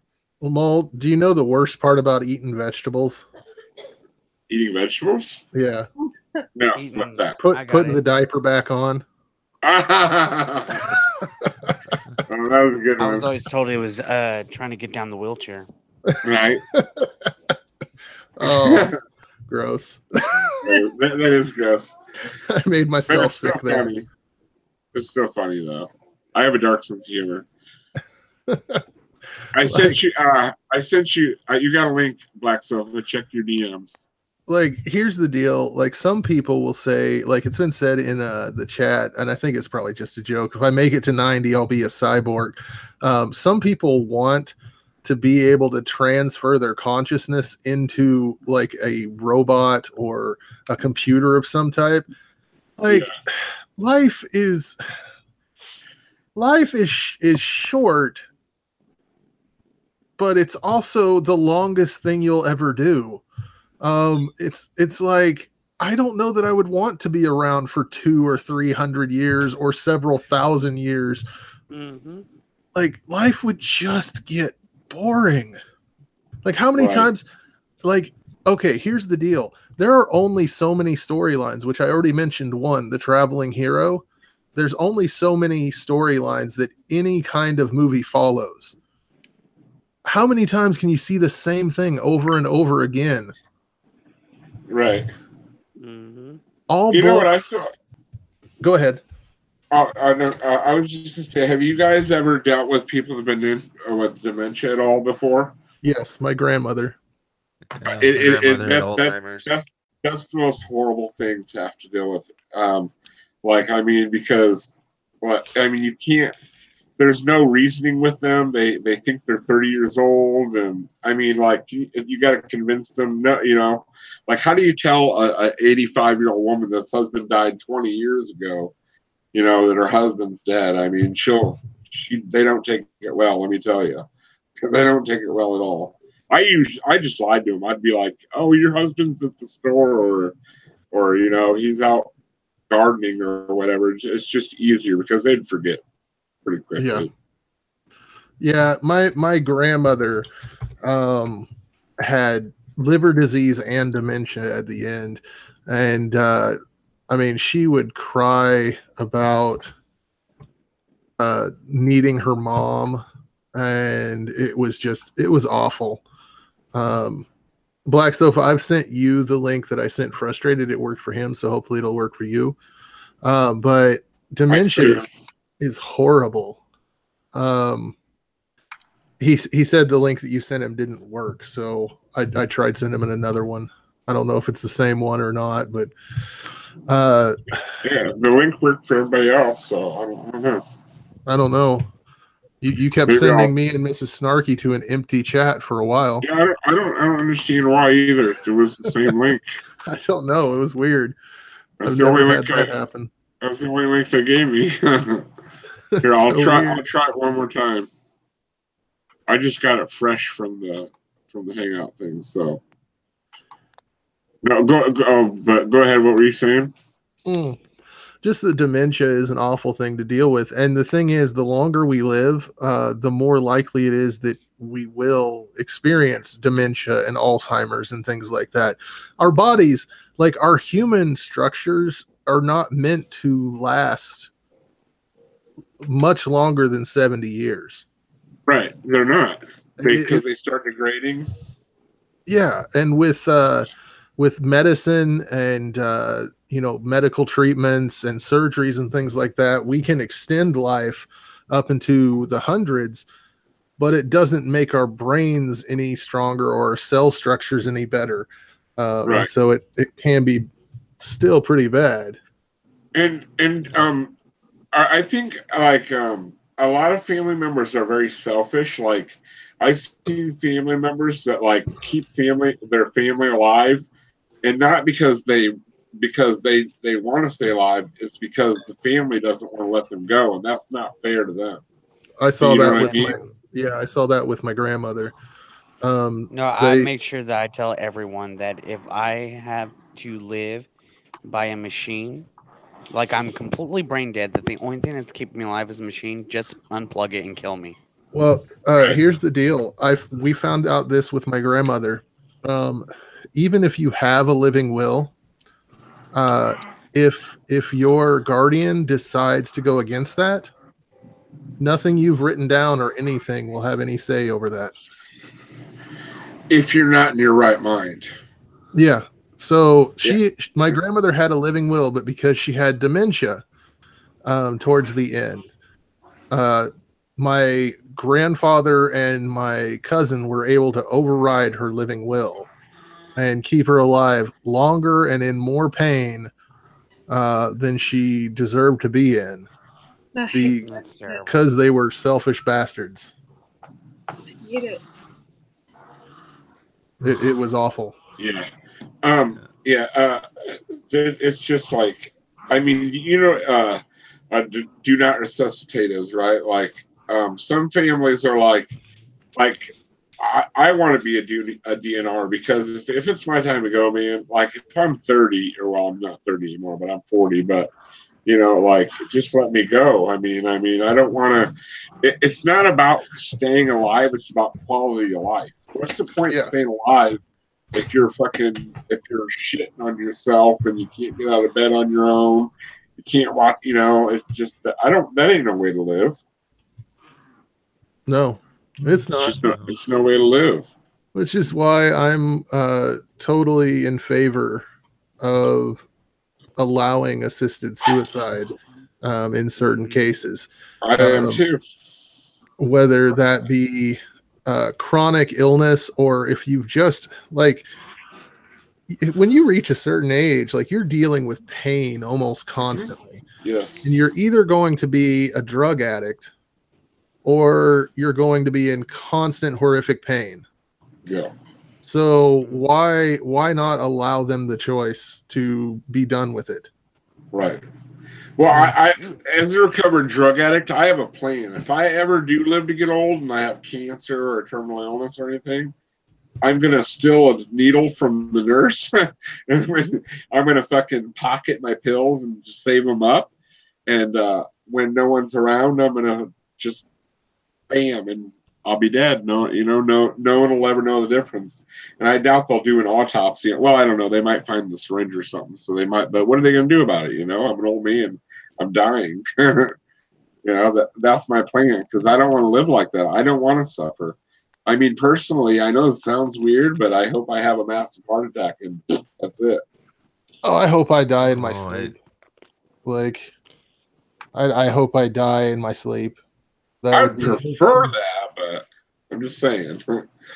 The only other way that I would prefer to die if I didn't die in my sleep would probably be like if I know that I have something that's going to kill me and it's a long, torturous death type of thing, like cancer. Cancer that can't be just removed and it's like, oh, okay, you're better now. If it's like so far advanced that I'm going to be dying a slow, painful death, I'm just going to go out and kill a bunch of people, have them put in, since I live on Texas, we have death row. I have them put me on death row and kill me through lethal injection. Yeah. Lethal injections can go really wrong, though. Yeah, that's the thing. They can go bad. If they don't give you the right concoction, I'm going to be like, look, give me the right concoction now, damn it. You might not be moving, but you might be in horrific pain. Oh, yeah. That's why my plan involves opiates and a needle. I'll just, stockpile them and then, because I know that'll kill me. My luck, I would be the one. No, my luck, I would be the one. It's like, is he dead? No, but I bet you he's burning all up in the inside right now. Oh, God. My entire inside's just burning to death, and I'm like, holy shit, this is something. Oh God, no. Like, honestly, the best way to go, if you're gonna do that, is just renting a tank of helium and just breathing it in. Oh, die from suffocate yourself, pretty much. Yeah, and at least for the first couple minutes of it, you're just enjoying how funny you sound. I wonder if nitrous oxide would do the same thing. I think that in the end, like if you take too much nitrous oxide, it causes you to have horrific hallucinations. So your death would be filled with absolutely horrifying that's not images. good. And will there be euthanasia clinics in the future? Will there be? I think there will. Well, I don't know if it'll be. Like it sounds like we're talking about the suicide booths from Futurama. Yeah, that would be awesome. Yeah. I would say that there probably will be some type of clinic that will assist, but not like that won't be the only thing they do. I think it would just be a part of your hospital that you would go to. And Mediocrity's Maze, I can tell you that's not the way to go. My cousin did that. He blew his face off and lived for another 9 to 12 hours, I think it was. So yeah, shotgun to the mouth always seems like it's a lot of people think it's a good idea, but a lot of people survive that shot. Yeah. If you insist on shooting yourself, do it behind the ear. You have a better chance of dying. Trust me. Yeah. Just a revolver right behind the ear. Behind the ear, or what's the other? Straight to the heart, I think is what. Yeah, because the temple you can survive too, because it'll just get in there and bounce around and not do. I mean, you might have give yourself a lobotomy, but you might not necessarily die. Yeah. My dad was a cop for years, and one of his favorite stories to tell is he went to a house because there was a suicide, and he walked into the house. There's this guy slumped over in his chair. He's got a bullet hole in the front of his head, and he's like, he saw the weapon, and he's like, okay, so this guy shot himself in the head with a .22. And so he's calling it in, and as he calls it in, he hears this guy behind him go, "Ugh." And he turns around and he pulls his weapon because he's like, I've seen zombie movies before. And the guy's like, oh, my head hurts. This guy used a 22 with a really, really old bullet, and it just shattered on impact. And yeah, it knocked him cold, but he did not die. So don't try to kill yourself. No. Yeah. Okay. Saying. Yeah, I'm a coward. I would never try to do it anyway. I don't think I'd have the balls. I wouldn't. I just. He rolled a 1. Like D&D. Sorry, this guy when I was. That is such a nerd joke, but critical miss. Love it. Yeah, I knew this guy in the army who he went through like a forensic science course, and they were given a section of pictures, and that's all they were given, and they had to figure out if it was murder or suicide. And the picture that one of the pictures that were given was, you see the man, he's dead on the ground. You see on the wall across from this dresser, you see a big old blood splatter, but you see one single blood drop out of place right by the dresser, and they had to figure out if it was a suicide or murder. And he's like, do you want to know what the answer was? I was like, yeah, what happened? He goes, well, the guy went to go kill himself, put the gun in his mouth, shot it, and he didn't do it right. So he lived for a little while longer, and he went over to the dresser, used his hand to stable himself as one of the pieces of blood, as a thing of blood fell and hit the ground before he stumbled away and finally died. Oh, wow. Yeah. Ugh. Oh, damn. Mm-hmm.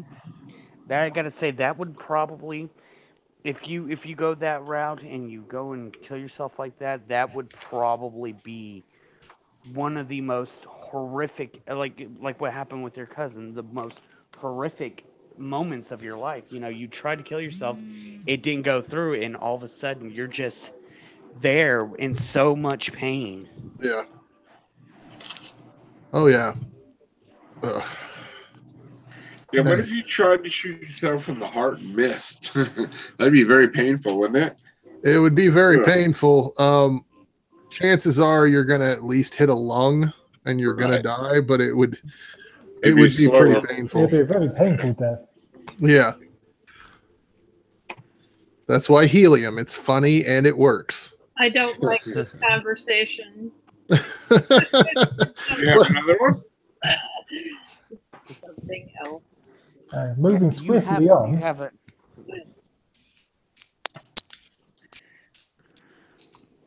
Oh, I met a flat earther in real life the other day.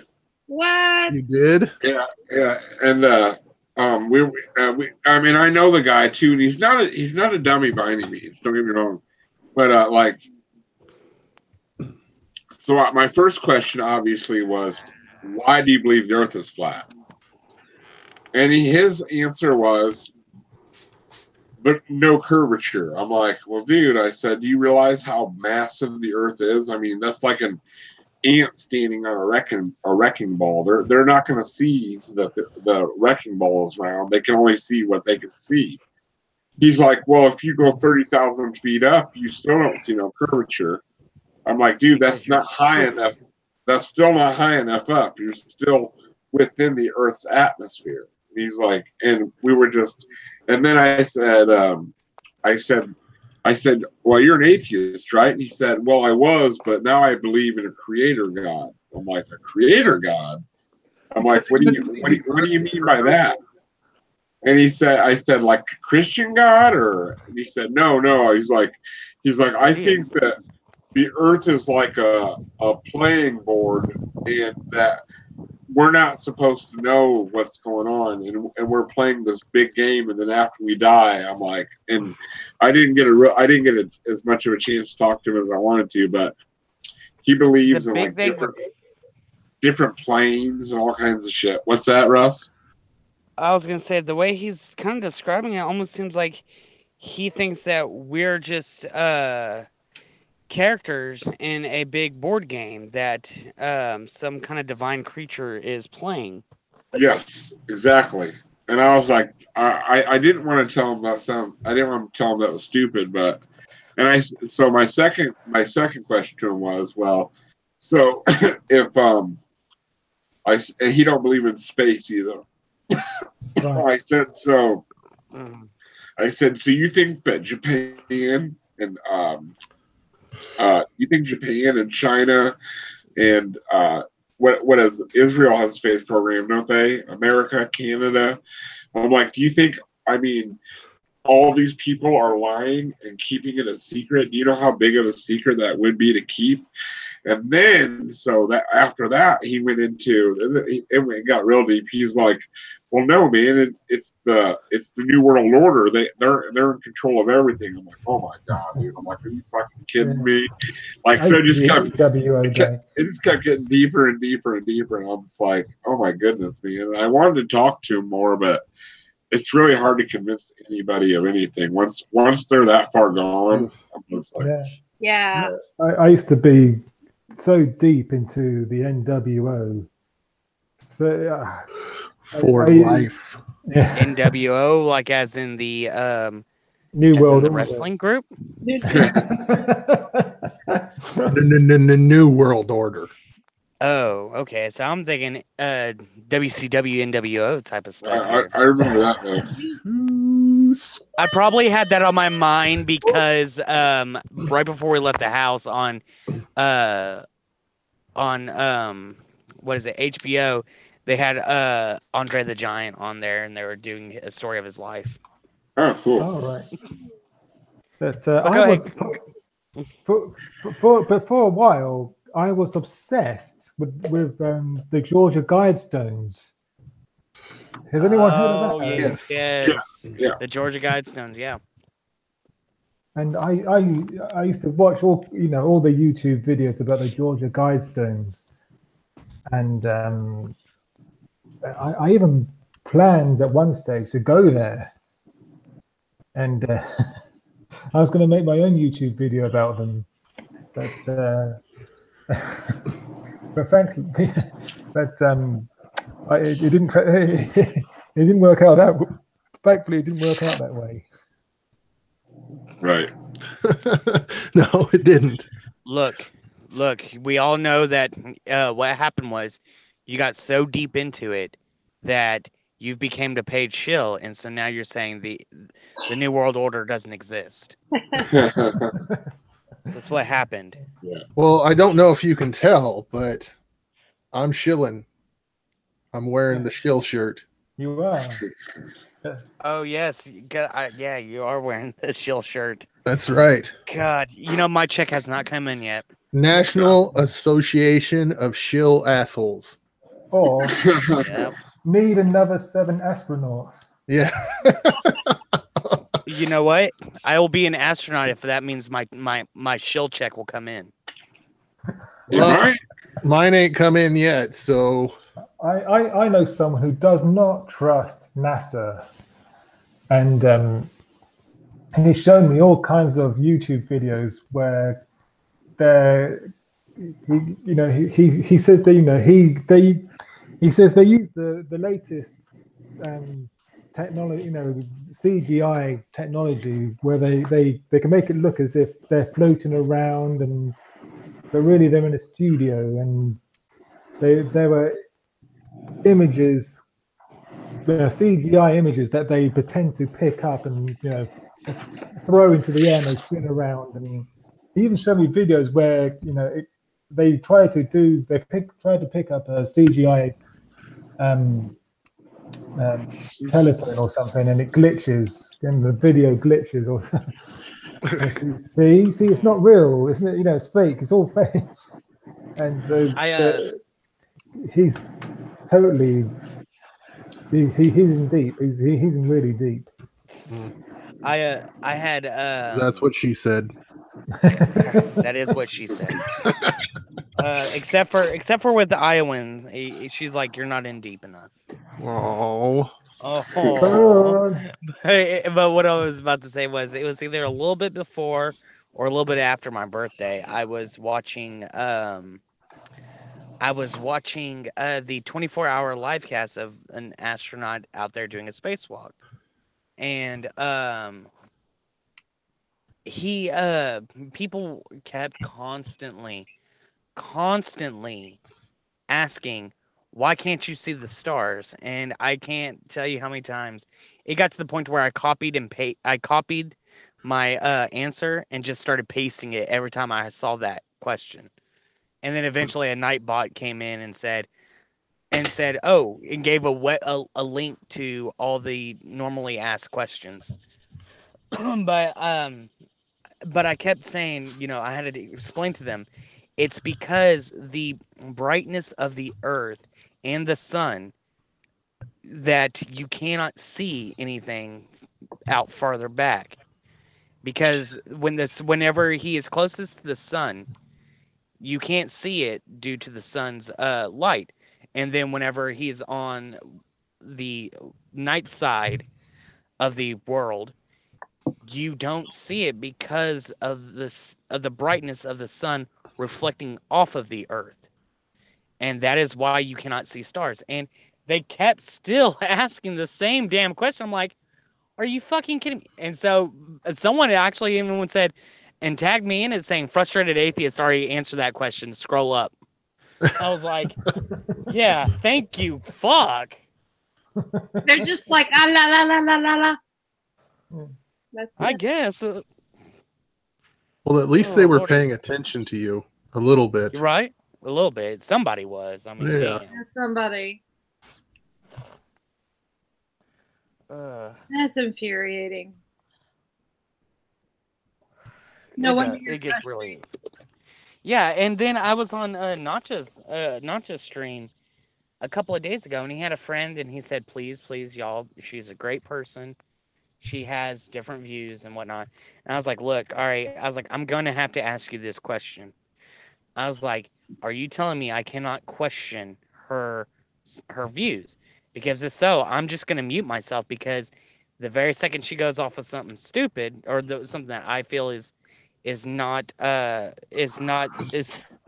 that I can handle, I will eventually say something. So are you saying that I can't? Because if I can't, then I'm just going to go ahead and mute myself now. He's like, no. He's like, no. You can ask her questions. And so I did. I even showed her a 24-hour stream. It was like for like 2 days.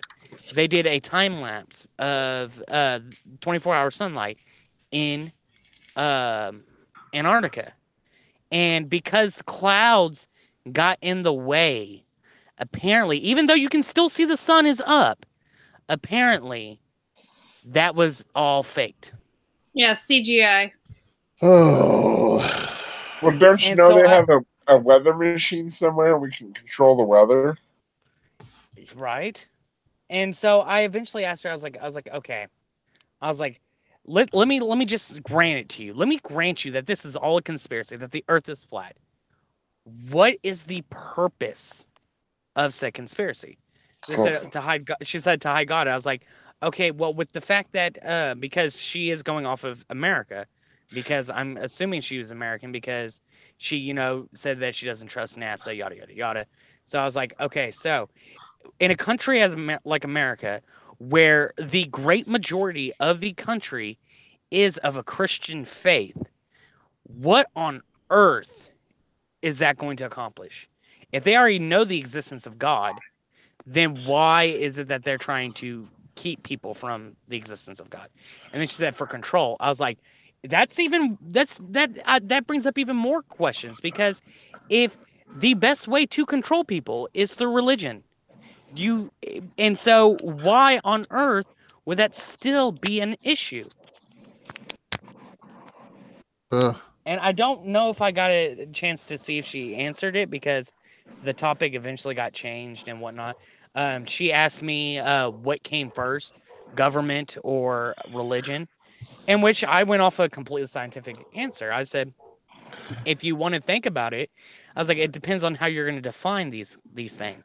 Because I was like, if you go back to the Australopithecines, they were just concerned on what was going, how to survive that day. So when they were traveling in these small little groups, they had a hierarchy of who's who. And so you did have a somewhat loose form of government there. Yeah, they had to have some kind of laws to keep the band from acting out. Yeah, and then later on, whenever we actually became Homo sapiens sapiens, and we actually started, we went into the Neolithic period, whenever we were settling and whatnot, then we finally had the luxury to think about those kind of questions. Yeah. So, but even then, we still had government first, and then religion, because of the fact that we still had the hierarchy of who's who to keep everyone in line. And then these people finally then were like, okay, well, why are we here? Well, why are we here? How did all this get here? And that's when questioning started happening and religion started to become the way they are. I think that people forget sometimes that in ancient times, law and religion were very intertwined. Mm-hmm. You know what I mean? Because this would be speculation on my behalf, but the way I could see it happening is the fact that the everyday commoner still was worrying, kind of, not as extenuous as the nomadic tribes were, but they were still having to worry about their day-to-day lives. And so they would be farming, hunting, and all this other stuff, and raising cattle. Whereas the people who were leading these now villages and cities and whatnot had then the more luxury, because all they did was make sure that everyone else was doing their job. So all they then had to do was be the ones to ask these luxury questions of why are we here? And so you have government, pretty much. They tax them pretty much, yeah. But then you have these governments that now are thinking along the lines of philosophy, trying to figure out why we're here. And then it's like, well, there must be a creator of some sort. And then these creators started to come into a big part of their lives, because now, oh, well, he created all this for us and he must have created us. Oh, if he created us, we have to praise him for our creation because we're here and he allows us to live and he makes sure that nothing happens and whatnot. So, bam. This is my face when I hear stuff like that. Pretty much. Wait, hold on. I didn't have my thing on. What's your face? Just look at what I'm screen sharing. Yeah. Oh, yeah. Yeah. That is pretty much my face as well whenever people ask, oh, well, how did all this happen? It's like, really? You... What? In part of that debate yesterday, you should have seen the look on Kyle's face. He had that look like he was like resting his face on his hand, and it was that look. What debate yesterday? Oh fuck! When George against what's his name? George. Oh, okay, yeah, that was a few days ago, wasn't it? Was it a couple days ago? It might have been George against what was his face? God, George. Yeah. Yeah, but Kyle had this about Yeah, he was he had his hand resting on his face, and it was just that look of, oh fuck, when is this going to be over? I just had to laugh at that. Oh, and I have to commend King Crocodile for his patience on the whole entire matter. Oh, he sits there and goes. Yes. Well, I mean, you got to know this man has to have patience because he spent 3 different debates on Kent Hovind. Yeah. Oh wow. And I loved it because whenever he was talking to him about dark matter, he sat there and said, he goes, Kent was like, oh yeah, how do you know of this thing? He goes, we don't. He's like, we know its effects on our reality and whatnot. He's like, but we can't physically see it. He's like, that's why it's called dark matter. And he goes, well, how do you know it's not a creator? He goes, look, if you want to call it creator, that's fine. But this is what we call it. And I was like, wow, that to me, I'd be like, I would have probably been like, are you fucking kidding me, Kent? Yeah. Yeah. I can't. I applaud a lot of them guys' patience. I would flip out. I don't think I could sit there and listen to it and not say nothing. Or if I did respond, it wouldn't be as kind of a response. I would start screaming. I would go black on it. Are you stupid? Right. Well, one of my favorite parts of one of the Kent Hovind ones was King Crocodile. After hearing Kent Hovind go off on this little spiel, he's like, Kent, do you know of so and so?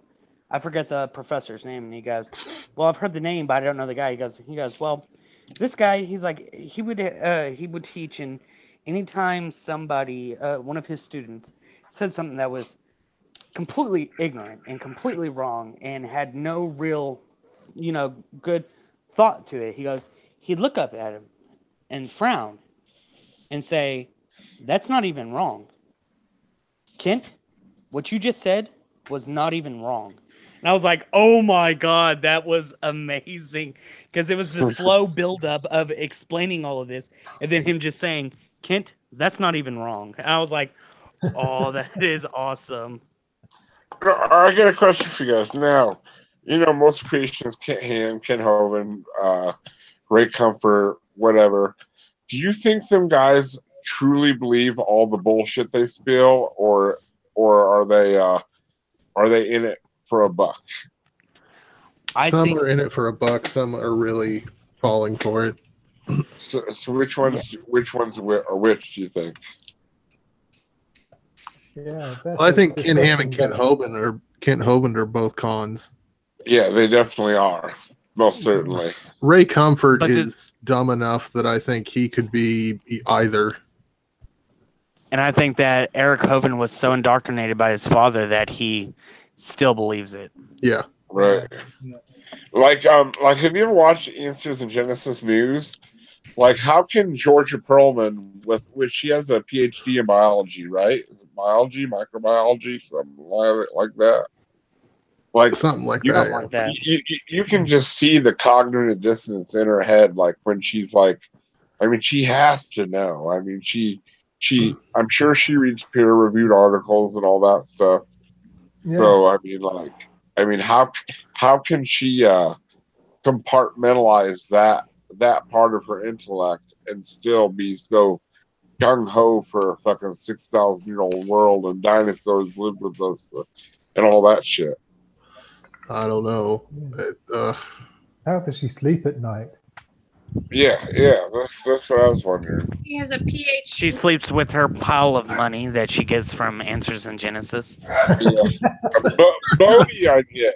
Bodhi's kind of an idiot, but Georgia, she seems like a fairly intelligent lady. She's brainwashed. I guess that's the best way to put it. She's brainwashed. Yeah. Yeah, she is. Mm-hmm. I'll just step in and say I think it's flipped for the Hovinds. I think Kent really believes it. Eric's the con man. Oh yeah. Yeah. Well, I mean, I do think that Ken believes it, but he's still a con man. Well, yeah, but I mean, have you read his dissertation? You can call it that if you'd like. Yeah. Yes, but it's basically like I want everybody to believe what I believe, so I think he believes it. Yeah. Well, the thing is we see this. We're trying to put this distinction between true believer and con man, But could they not at all be both? Yeah, that's what I'm saying. I think Ken. I think Kent's probably a bit of both, but Eric is definitely con man in this. What about Ken Ham? Do you think? I think Ken Ham's a little bit of both too. We're gonna look back at someone. Who's traveling and with wind blowing in the mic? I'm sorry. Yep, I'm gonna mute myself here again. I just wanted to jump in. Okay. Oh, okay. Okay. Okay, that's better. So okay, who are? I know we all watch Christian content, obviously, or else we would make response videos or open the eyes of my heart, Lord. So, who? All right. The eyes of my heart. Oh wait, I'm sorry. That's all right. Who is each one like who? Who do you hate watch that you're just like, my God, like you cannot just stop shaking your head? I don't know that I really hate watch anyone. I'm trying to think.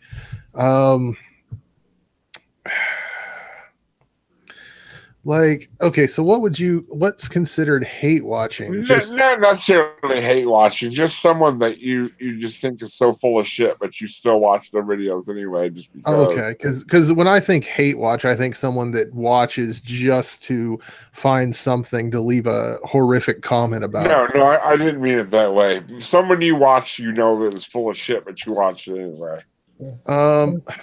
Someone you hate to love and love to hate. Hate to love and love to hate. Okay, so let me think. Someone else go with this first, because I'm trying to think. Okay, because I know mine right off the bat. Oh, good. Mine would be Nephilim Free. Nephilim Free? Nephilim Free, because and it's because I go and watch some of his videos just because I'm like, okay, I go over there and I watch them, and he tries to pass off these very intellectual conversations about how he'll sit there and say, biology disproves evolution, and this disproves evolution. And what he does is he doesn't even get past the abstract of papers and doesn't actually read these papers where they'll sit there and actually disprove the exact same thing he just said. As a matter of fact, in one of the conversations I've had with him, there's this other guy who came in who had sit there and it's like, okay, well, can you give me the link to whatever you're looking at right now? And so he gave them a link, and he was reading, Nephi read the abstract, and this guy went through the actual paper and said, okay, well, I'm seeing right here that it says this. And Nephi's like, oh, no, it doesn't. He goes, yes, it does. Where are you reading that? And he starts reading it. And whenever he scrolled to the abstract, he saw that Nephi was reading directly from the abstract of the paper. And he goes, yes, that's the abstract. He goes, now, if you actually look at the paper itself, this is what it says. And it was something that completely went against what he was just saying. And it was like, so, no, this is refuted. And he'd be like, no, it's not. No, it's not. And he's like, yes, it is. I just pointed out to you with your own source material. And it's just funny to watch him because he uses the words, and he probably knows what they mean individually, but sometimes it seems that when you put them all together, he just doesn't understand, or he thinks it sounds smart when it's just a bunch of big words strung together. Yeah, I got you. Yeah. Next.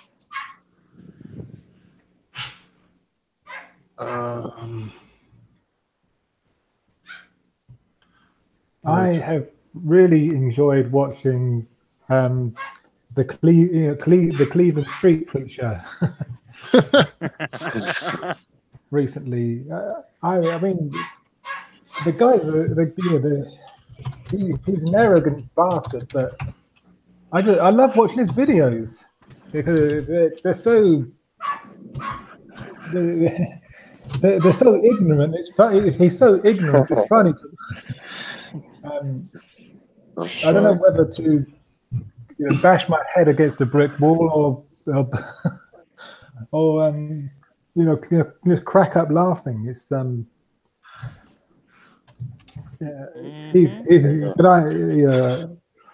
Hey, who's that preacher that wears the big crucifix around his neck when he's not a Catholic?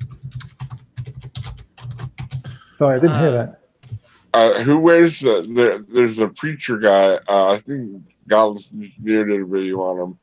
And he wears a giant crucifix around his neck, but he's not a Catholic. Was that Cleveland Street Preacher? Is that who that is? I think it might be. Does he have dark hair? He's kind of thin. Yes. He has kind of an accent. Yes. Okay, yeah. He's a little bit darker skinned than. Yeah. Not dark skin, but not dark. Skin. No. Yeah. Like olive skinned. Yeah. That's Cleveland Street Preacher. Oh yeah, it's funny because Justin Derby for sure. Adventure. That was one of that guy's a fucking kook.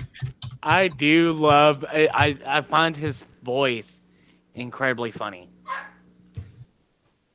I know it might sound like a dick of me, but I find his voice funny. So every time, whenever I see someone debunking something he says, and I hear him say, "Well, let's look at the video," and I'm like,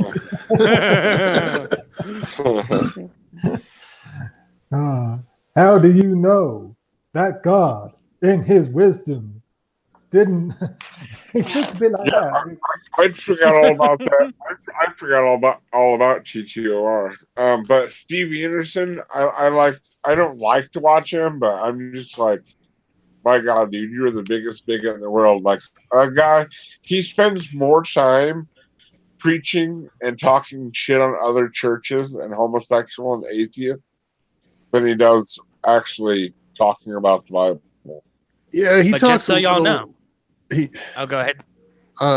I was just gonna say he talks a little bit about the homosexuals, a lot of bit about the homosexuals. Okay, it's mostly about the homosexuals, but Steven Anderson is not a secret homosexual. Just want to. Steven Anderson is not a secret homosexual. Yeah, there's no secret about it. He is most certainly a homosexual. No, we're not making that. No. We don't make assumptions. All right. I call you can call it an assumption if you like. I'm calling it an educated guess. Mrs. Snarky, you had an important point there. Steven Anderson is not a secret homosexual. That's right. He's not a secret homosexual. I've never heard of him actually. All right, he's the biggest bigot there is. He's like king bigot on the preacher trail. And the thing is I think from now on, thanks to Mr. Atheist, I think from now on for at least a good while, I'll probably start ending my videos with that just because I don't want that to die ever. Oh yes, I've just YouTubed him. Yeah, I know who he is now. I just didn't recognize the name, but I recognize the face certainly. Yeah. I need to tag like that guy. It doesn't work. and then Mr. Atheist was like, "Look, Steve, I mean, you didn't have to do all that to get my attention." oh my God. And one of my favorite parts about when Mr. Atheist did that episode was whenever he said this comment right here, and it says, "Are you a faggot, man? Just curious." And he was like, he just kept looking over at it. He's like, "Hold on a second." It dips down, comes back up with, completely different looking. Looks at the comment, looks back, and says, "You bet your ass I am." I was like, oh, that's amazing. That's just perfect. I would have made like a superhero, like, I am faggot man. Yes, in a live stream, in the, what was it?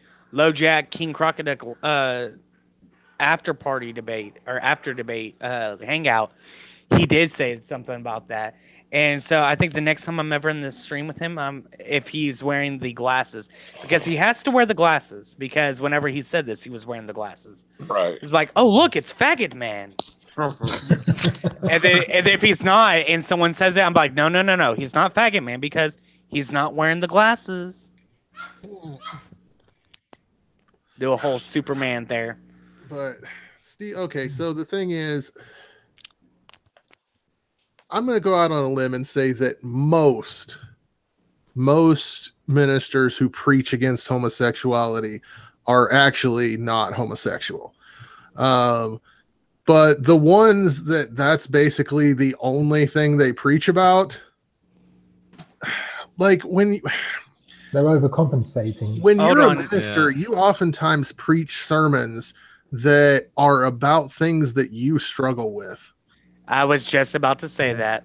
And so if you're constantly preaching about homosexuality, you probably are hiding some repressed feelings. But once again, he's not a secret homosexual. Yes. Right.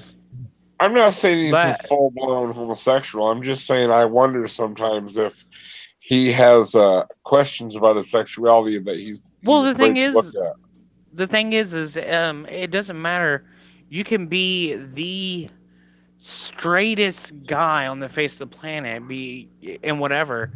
I'm sorry, but if you try to tell me that you have not looked at a guy and had been like, he's a good-looking guy, or even just something as simple as that, you're a fucking liar. Yeah. Right. That's all I gotta say. Yeah, all guys are. I mean, like you said, I'm heterosexual, but there's guys I'm like, oh, that guy's cute, I mean, if I was gay, I mean, I would. Like, I would for do instance, that. if I was in a room with Ryan Gosling, I would check him out because, oh my god, that man is fucking handsome as hell. Right. But I mean, to go back to what this stream was initially about. When I was a minister, towards the end of my ministry, I had a pretty bad drinking problem. And I preached about drinking a lot. And it was because I was trying to get it through my head. This is a sin. You should stop.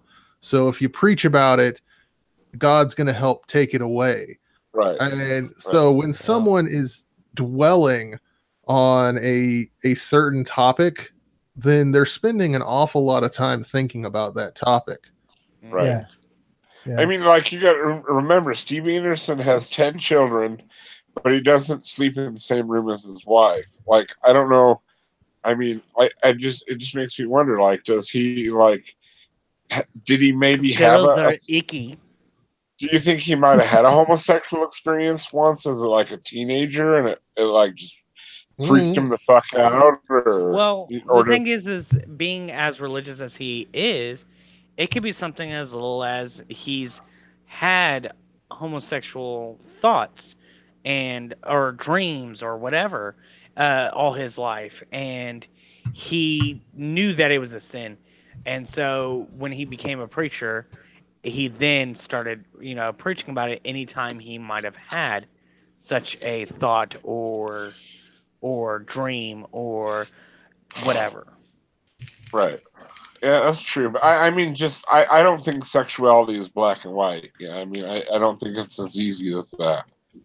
You're not just heterosexual and you're not just gay. I mean, there's in between. So. Hi, I'm bisexual.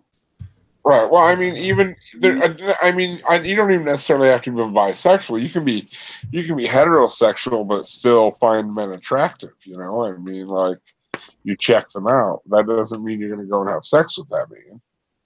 Yeah, it's kind of like the Ron White joke about his friend who's I don't know if you call him a homophobe or anything like that, but talking about the porn and stuff, and you don't like your guy with a little dick, you want him to have a big one, kind of thing. Oh yeah.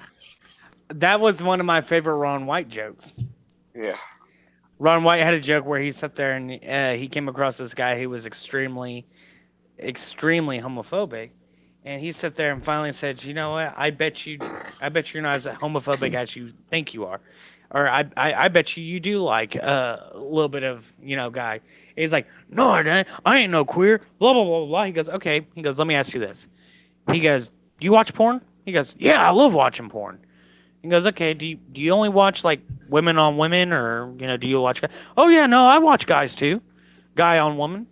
It's like, oh, okay, so do you like it when the guy is real flaccid and whatnot? He's like, no, I like it when the guy has a big hard throbbing, stops mid sentence, and he's like, oh, I did not know that about myself. Listen. Just because you like a kiss and a cuddle with another man, it doesn't make you gay. No. It really does. No. I mean, like, A kiss and a cuddle wouldn't make you gay. A kiss and a cuddle and slipping something somewhere would, but No, that doesn't make you gay. It's only gay if you. It's only gay if y'all make eye contact. Oh, that's right. That's right. It's only gay if you say it 3 times. I'm gay. It's only gay if the balls touch. I'm gay. Oh, cross swords.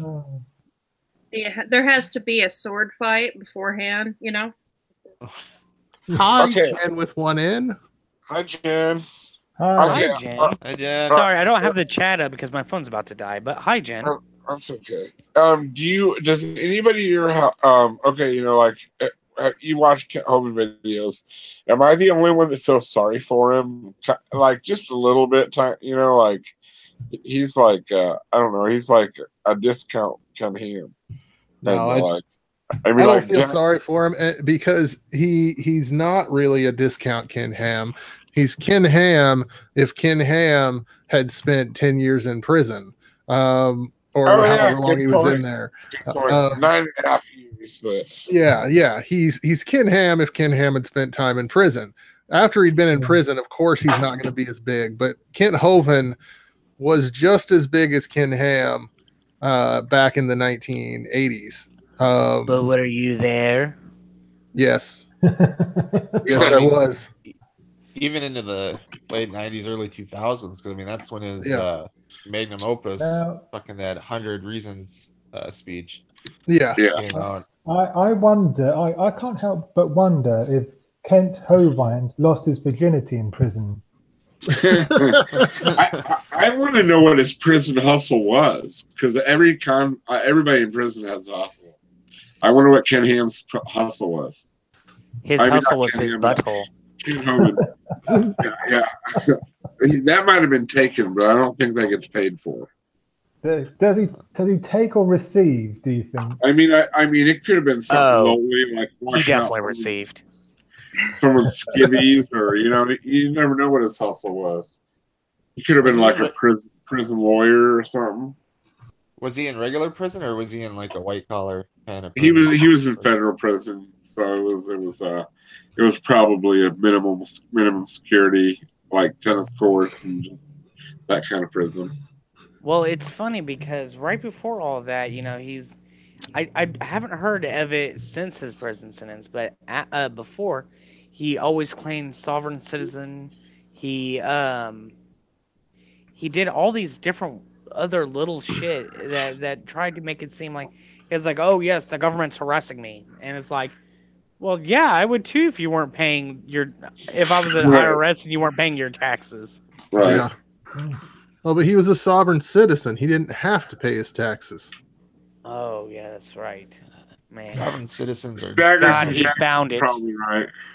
He probably ran a buddy in there. I'm sure he did. I actually talked to a cop because where I work at, every now and then we'll have a police officer overnight that secures the area. Mm-hmm. And this cop, I asked him, I was like, have you ever came across any sovereign citizens? Or people trying to claim that? And he just is like, oh, Lord. He's like, yes, we get them a lot. And I go, okay, so what exactly happens? He's like, beforehand, I used to try to talk with them and please, try to get them to understand. He goes, now I just sit there and say, you know what? Step out of the vehicle. Just get out. That's it. Just get out of the vehicle. It's like, are you being detained? Yes. Am I being detained? Yes, you are. Yes. Right. But I mean, a lot of cops confuse sovereign citizen with constitutionalists, and they're not the same thing. Do what? I said, a lot of cops confuse sovereign citizens with constitutionalists, and it's not even close to being the same thing.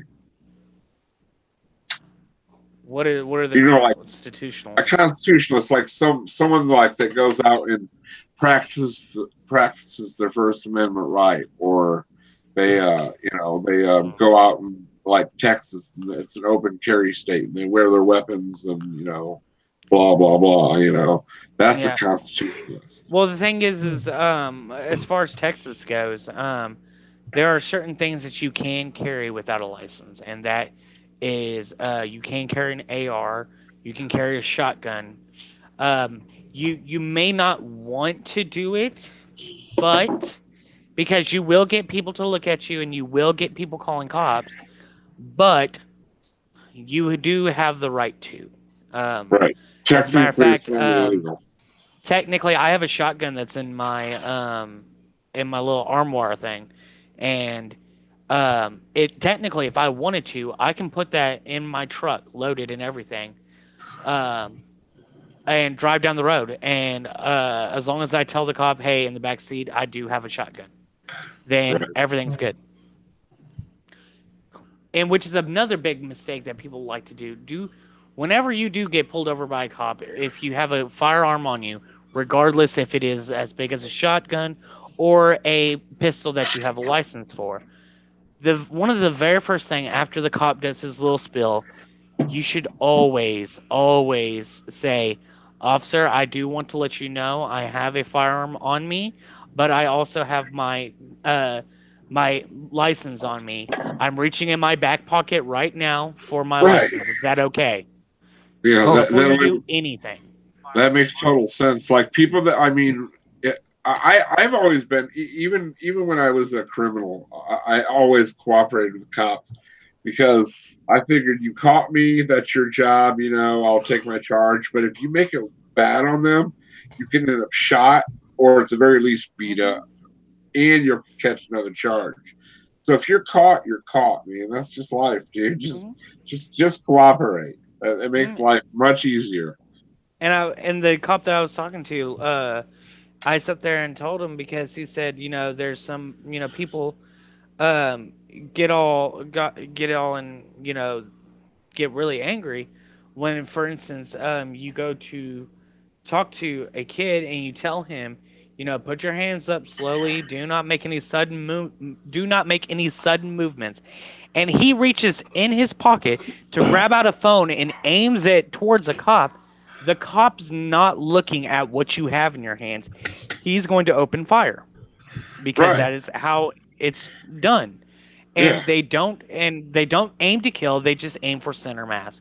And if they end up dying due to the shot, it's because it's a fault on someone's behalf because you did not listen.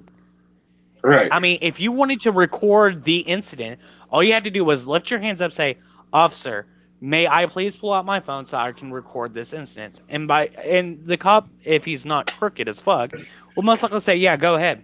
Right. And so then you're like, "I'm reaching in my pocket, yada yada yada," and pull it out. Yeah, exactly. Pandas. Tell Unbeliever says usually preachers get a lot of leniency. Yeah, usually preachers do get leniency, except for Steve Anderson when he got his ass whipped by Border Patrol. He did? Yeah, he got. It was a few years ago. He got his ass kicked because he got pulled over and they're like, he wouldn't give him his license or something. I don't know. He was doing. I don't know. I don't think it was really sovereign citizenship, but it's similar. And then Border Patrol busted his window, pulled him out of the car, and kicked his ass. Oh, I've got to look. He was smuggling drugs. Right. He was probably smuggling fucking Jesus tracks. Oh Lordy.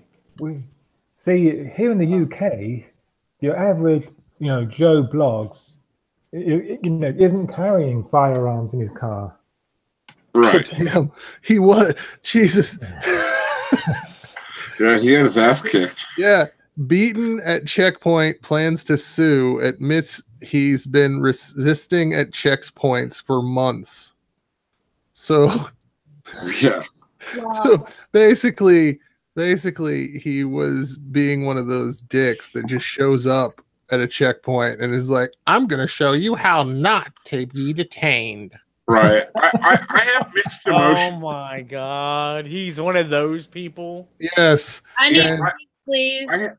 I have mixed emotions about people like that. Yes, this is America, and we have a Fourth Amendment right to be able to travel without being stopped and searched and seized. But I mean, that's not the time nor the place to exercise that right. I mean, like, just No. do what you got to do, and you'll be on your way. That's all there is to it, But I do have mixed. If you feel emotions. violated, I do have take them to mixed court. emotions about that. It's just. I mean, where do sovereign citizens get the idea that they don't have to follow our nation's laws? I mean, where do they get that idea in the first place? And Because they here's the believe- thing. Here's the thing, real quick, that I want to say. Go ahead. Yes, our country has a constitution. Yes, our constitution is pretty strong, but your constitution will not stop a bullet. Right.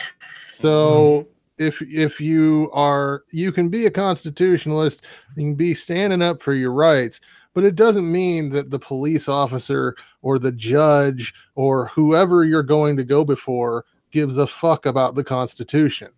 Right.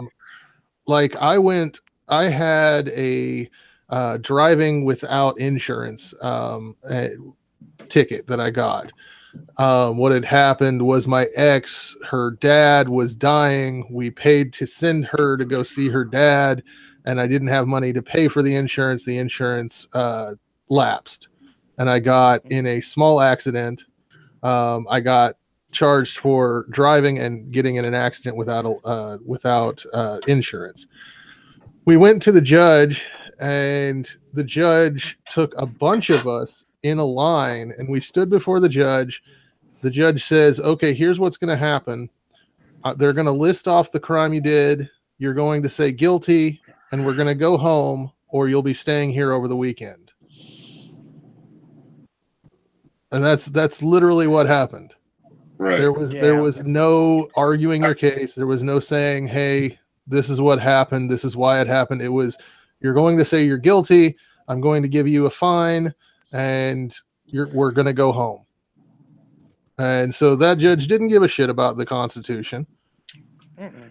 So Oh no, my grandfather had a story where he was in Oklahoma and I guess he was going out to California or whatever, but he drove through like 3 states drunk off his ass.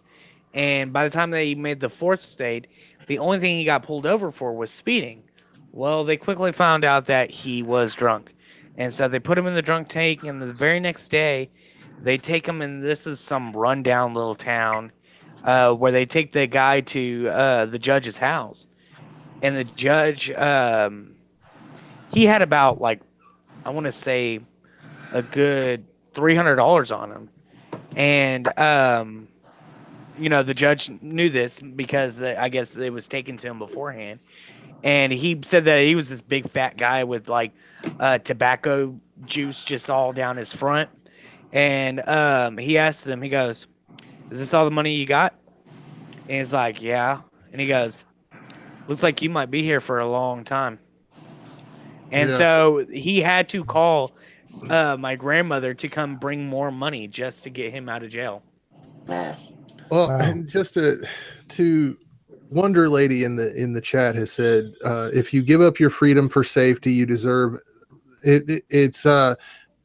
If you give up your freedom for safety, you deserve and have need, or Benjamin Franklin. Here's the deal with that. Yes, it's true, and I think if you are in many situations, you should stand up for your rights. But there's also giving up your safety for stupidity. And in those cases where you already know that these officers are pissed off, you already know there's the chance that if you take it any farther, you're going to get yourself hurt really badly. That it, just, take it down a notch, get through it, and deal with it later. Right. That's what I was going to say. Cooperate, and then let the judge, decide if your civil rights have been violated. Yeah, it's easier to sue if you're still alive. Exactly. But I believe in liberty as well. But I mean, there's a time and place for it. And what we're talking about with Steve Anderson is a guy that deliberately goes to checkpoints in order to goad the officers there. Yeah. That's not that's being a nuisance.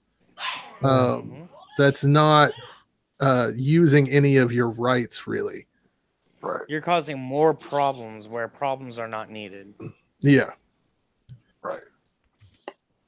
And so in most cases, I would definitely agree with what Benjamin Franklin did say, that there are cases where if we're giving up, our security, if we're giving up our freedoms for security, then we're going to end up having neither.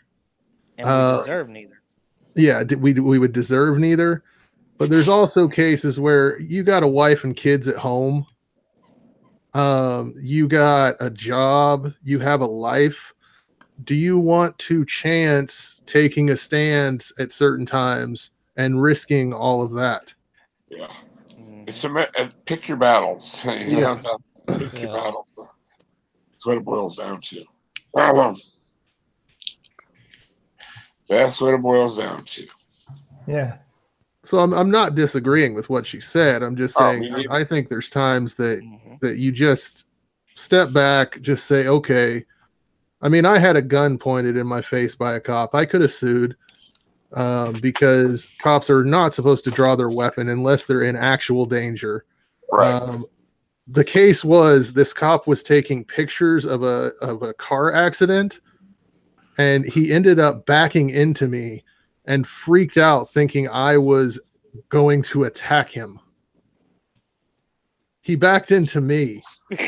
And then I had a gun in my face. What the hell? And let me tell you, when that gun was in my face, I wasn't thinking, officer, I could sue you. I was thinking, holy shit, okay, I'm backing away and I'm getting down. Please don't hurt me. Right. He overreacted because he knew he did wrong. Yeah. Yeah. Oh. See, our police don't have guns. Yes. It's just the special armed forces that that are armed. Everybody in America has a gun. And you know what? I think there is a definite positive for having like what you have in the UK. If not for the fact that so many people have guns here. The positive is when you're an officer of the law without a gun, you have to use your brain much more than you use your brawn. Yeah. Right. I don't think it'd be possible for American cops to not have guns. So there's too many guns on the street. Yeah. Yeah. And the only way you could do that is through a buyback program, and it's like we don't care if these are illegal guns, whatever. Just you can drop them off anonymously, and whatever, and do whatever, and they would eventually might slowly get off the street, but that's still something that wouldn't be practical at this point in time. But not only that, but it may not. It would if it were in place now. It would still take years upon years upon years for these guns to get off the streets. Better. Right. I believe in the Second Amendment, but I think there should be a better vetting process for people that own guns. And I also think there should be stiffer penalties for people caught with guns that don't have a license. Yeah. Yeah. See, in the UK, only two types of people have guns: gangsters or farmers. Right. So, Yeah, because farmers got to shoot like a wild fox or whatever that might be getting in their hen house or whatever, right? yeah. And from what I've seen, Bless you. even the gangsters in like the UK and Australia don't tend to use their guns. No. They're much more just, oh my God, that guy has a gun. Right. Yeah, It's more of a scare tactic. It's kind of like the way Blackbeard used to do whenever he would go into battle. He would weave hemp in his hair and beard, and right before going into battle, he would light them on fire.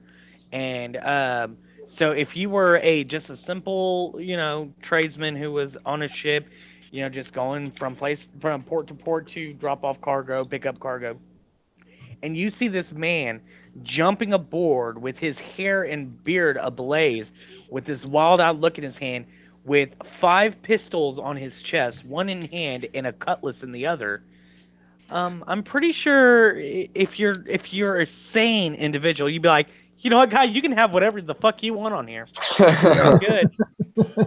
That's like I worked at a gas station in Des Moines for a while, and we had our register, and our register was always supposed to have only $100 in it.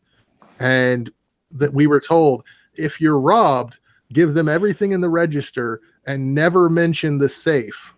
And I'm like, oh, fuck no. If I'm getting robbed, I'm opening the register and I'm saying, just hold on 1 second, sir, while I get the money out of this safe here for you too. And I hope you have a great day. Would you like a donut and some coffee? Right. And you know what? We have 12 packs of Dr. Pepper back there.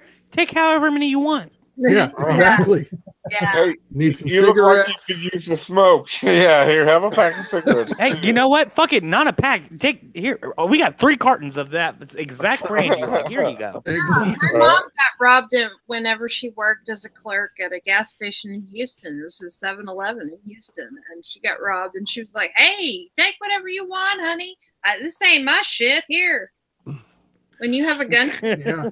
Well, and the funny thing is, I actually did have someone try to rob me, and I laughed at them, thinking it was a joke. And they ended up turning around and walking out. And the guy that was at the register with me, he was like, "Holy shit, he was really trying to rob you." And my aspy brain was like, I didn't realize he was trying to rob me. I thought it was some kind of sarcasm. Oh my God. It's like, give me all your money. It's like, that's cute, kid. And it's like, that hurts, guy. Yeah. I'm over here just trying to rob you, and that's what you're gonna tell me? That's what you're gonna do to me? You know what? I'm done. I'm going back to my real job. Right. I'm a failure as a crook. Robbery. Oh my God. Yeah. No, if you're gonna say it like that, you gotta do it the right way. Worst robbery ever. Yeah. Right. I wonder what drives people to robbery. I mean, how many people do you know that have actually gotten away with robbery? I mean, Actually, quite a few. You think so? Like, you know a lot Yes, of real because robbery. listen, I know quite a few criminals, but well, so do I. But I no, don't know anybody that's ever. Well, I live in a small So- town. Robbery is kind of hard. Everybody knows everybody. Well, think of it like this. All right, see, and close by, about 4, almost 5 miles away, we have a Walmart. I used to work over there, and I went over there the other day to take out some money out of the bank, and I was talking to some of the people who work there, and one of the guys, he was back in electronics. That's right. We went and we were trying to grab a couple of things, too. And so I went back there and I was talking to him. He goes, "Oh, hey, guess what?" I was like, "What?" He goes, Somebody came into the back room, picked out what TVs they want, and made off with 3 TVs. What they did was they went into the back room, picked out the TVs, took them over to the fire escape door, or just one of the doors in the back. Left, went and pulled his truck around, came back in, and went and put the TVs in the back of his truck and took off. That's pretty brazen. They didn't catch him. I know a guy that got away with this. He loaded a shopping cart, like he put like 3 TVs in it, some other stuff, and he was just walking around like he was a customer, and walked right out the door. No one said a fucking thing to him, man. Just right out the door. Like, Mike. I was going to say, Staggerson Jags is pretty correct. He said the success rate for individual bank robberies is very high. People get caught when they try to keep doing it. I don't know about convenience stores though, and that's actually it's the same. That makes sense. So if it's a one-off kind of thing, you're okay. But if you try your luck over and over, you're going to get caught eventually. Oh yeah, and the thing with convenience stores is generally the same crook will try to rob the same convenience store down the line. Right. And then they end up getting caught because someone recognizes them. That makes well, sense. I mean, if you take like for instance, a few years back, the gentleman who was killed, who started getting I don't know if it was Flint, Michigan. It was one city in Michigan where they were actually under martial law for a while because of the death of this one guy. Well, this dude, he robbed this convenience store not once, not twice, but I think 5 times at gunpoint. And eventually, of course, the cops came across him. He was combative with police in the past, and he was known to be armed and dangerous at the moment. So he was like, I am a sovereign citizen, and I have the right to steal from this store anytime I want. Right? Exactly. Yeah. And in a situation like that, cops are usually given the go-ahead to use excessive force, too, because they're considered danger. Of course. Good night, Black Sofa. Good night. Yeah, Good night. later, Good night, Black Sofa. I probably should get wrapped up here soon anyway. I got to cook supper for the woman. Yeah, I've got a stream in an hour with Chess Piercy. Oh, cool. So, yep. Yeah, I won't be around till later, but I'll have to watch it later on. We're gonna talk about male sexual harassment, where men are being sexually harassed, and I'm going to try my best not to come off as a men's rights activist. That's my goal. I don't want to come off sounding like that. All right. Well, you all have a lovely day, and thank you for coming. That was a little bit more serious topics today than normal, but that's cool, though. So you all have a lovely day, and I might see you all tonight. I might do another stream later on. So you guys have a lovely day.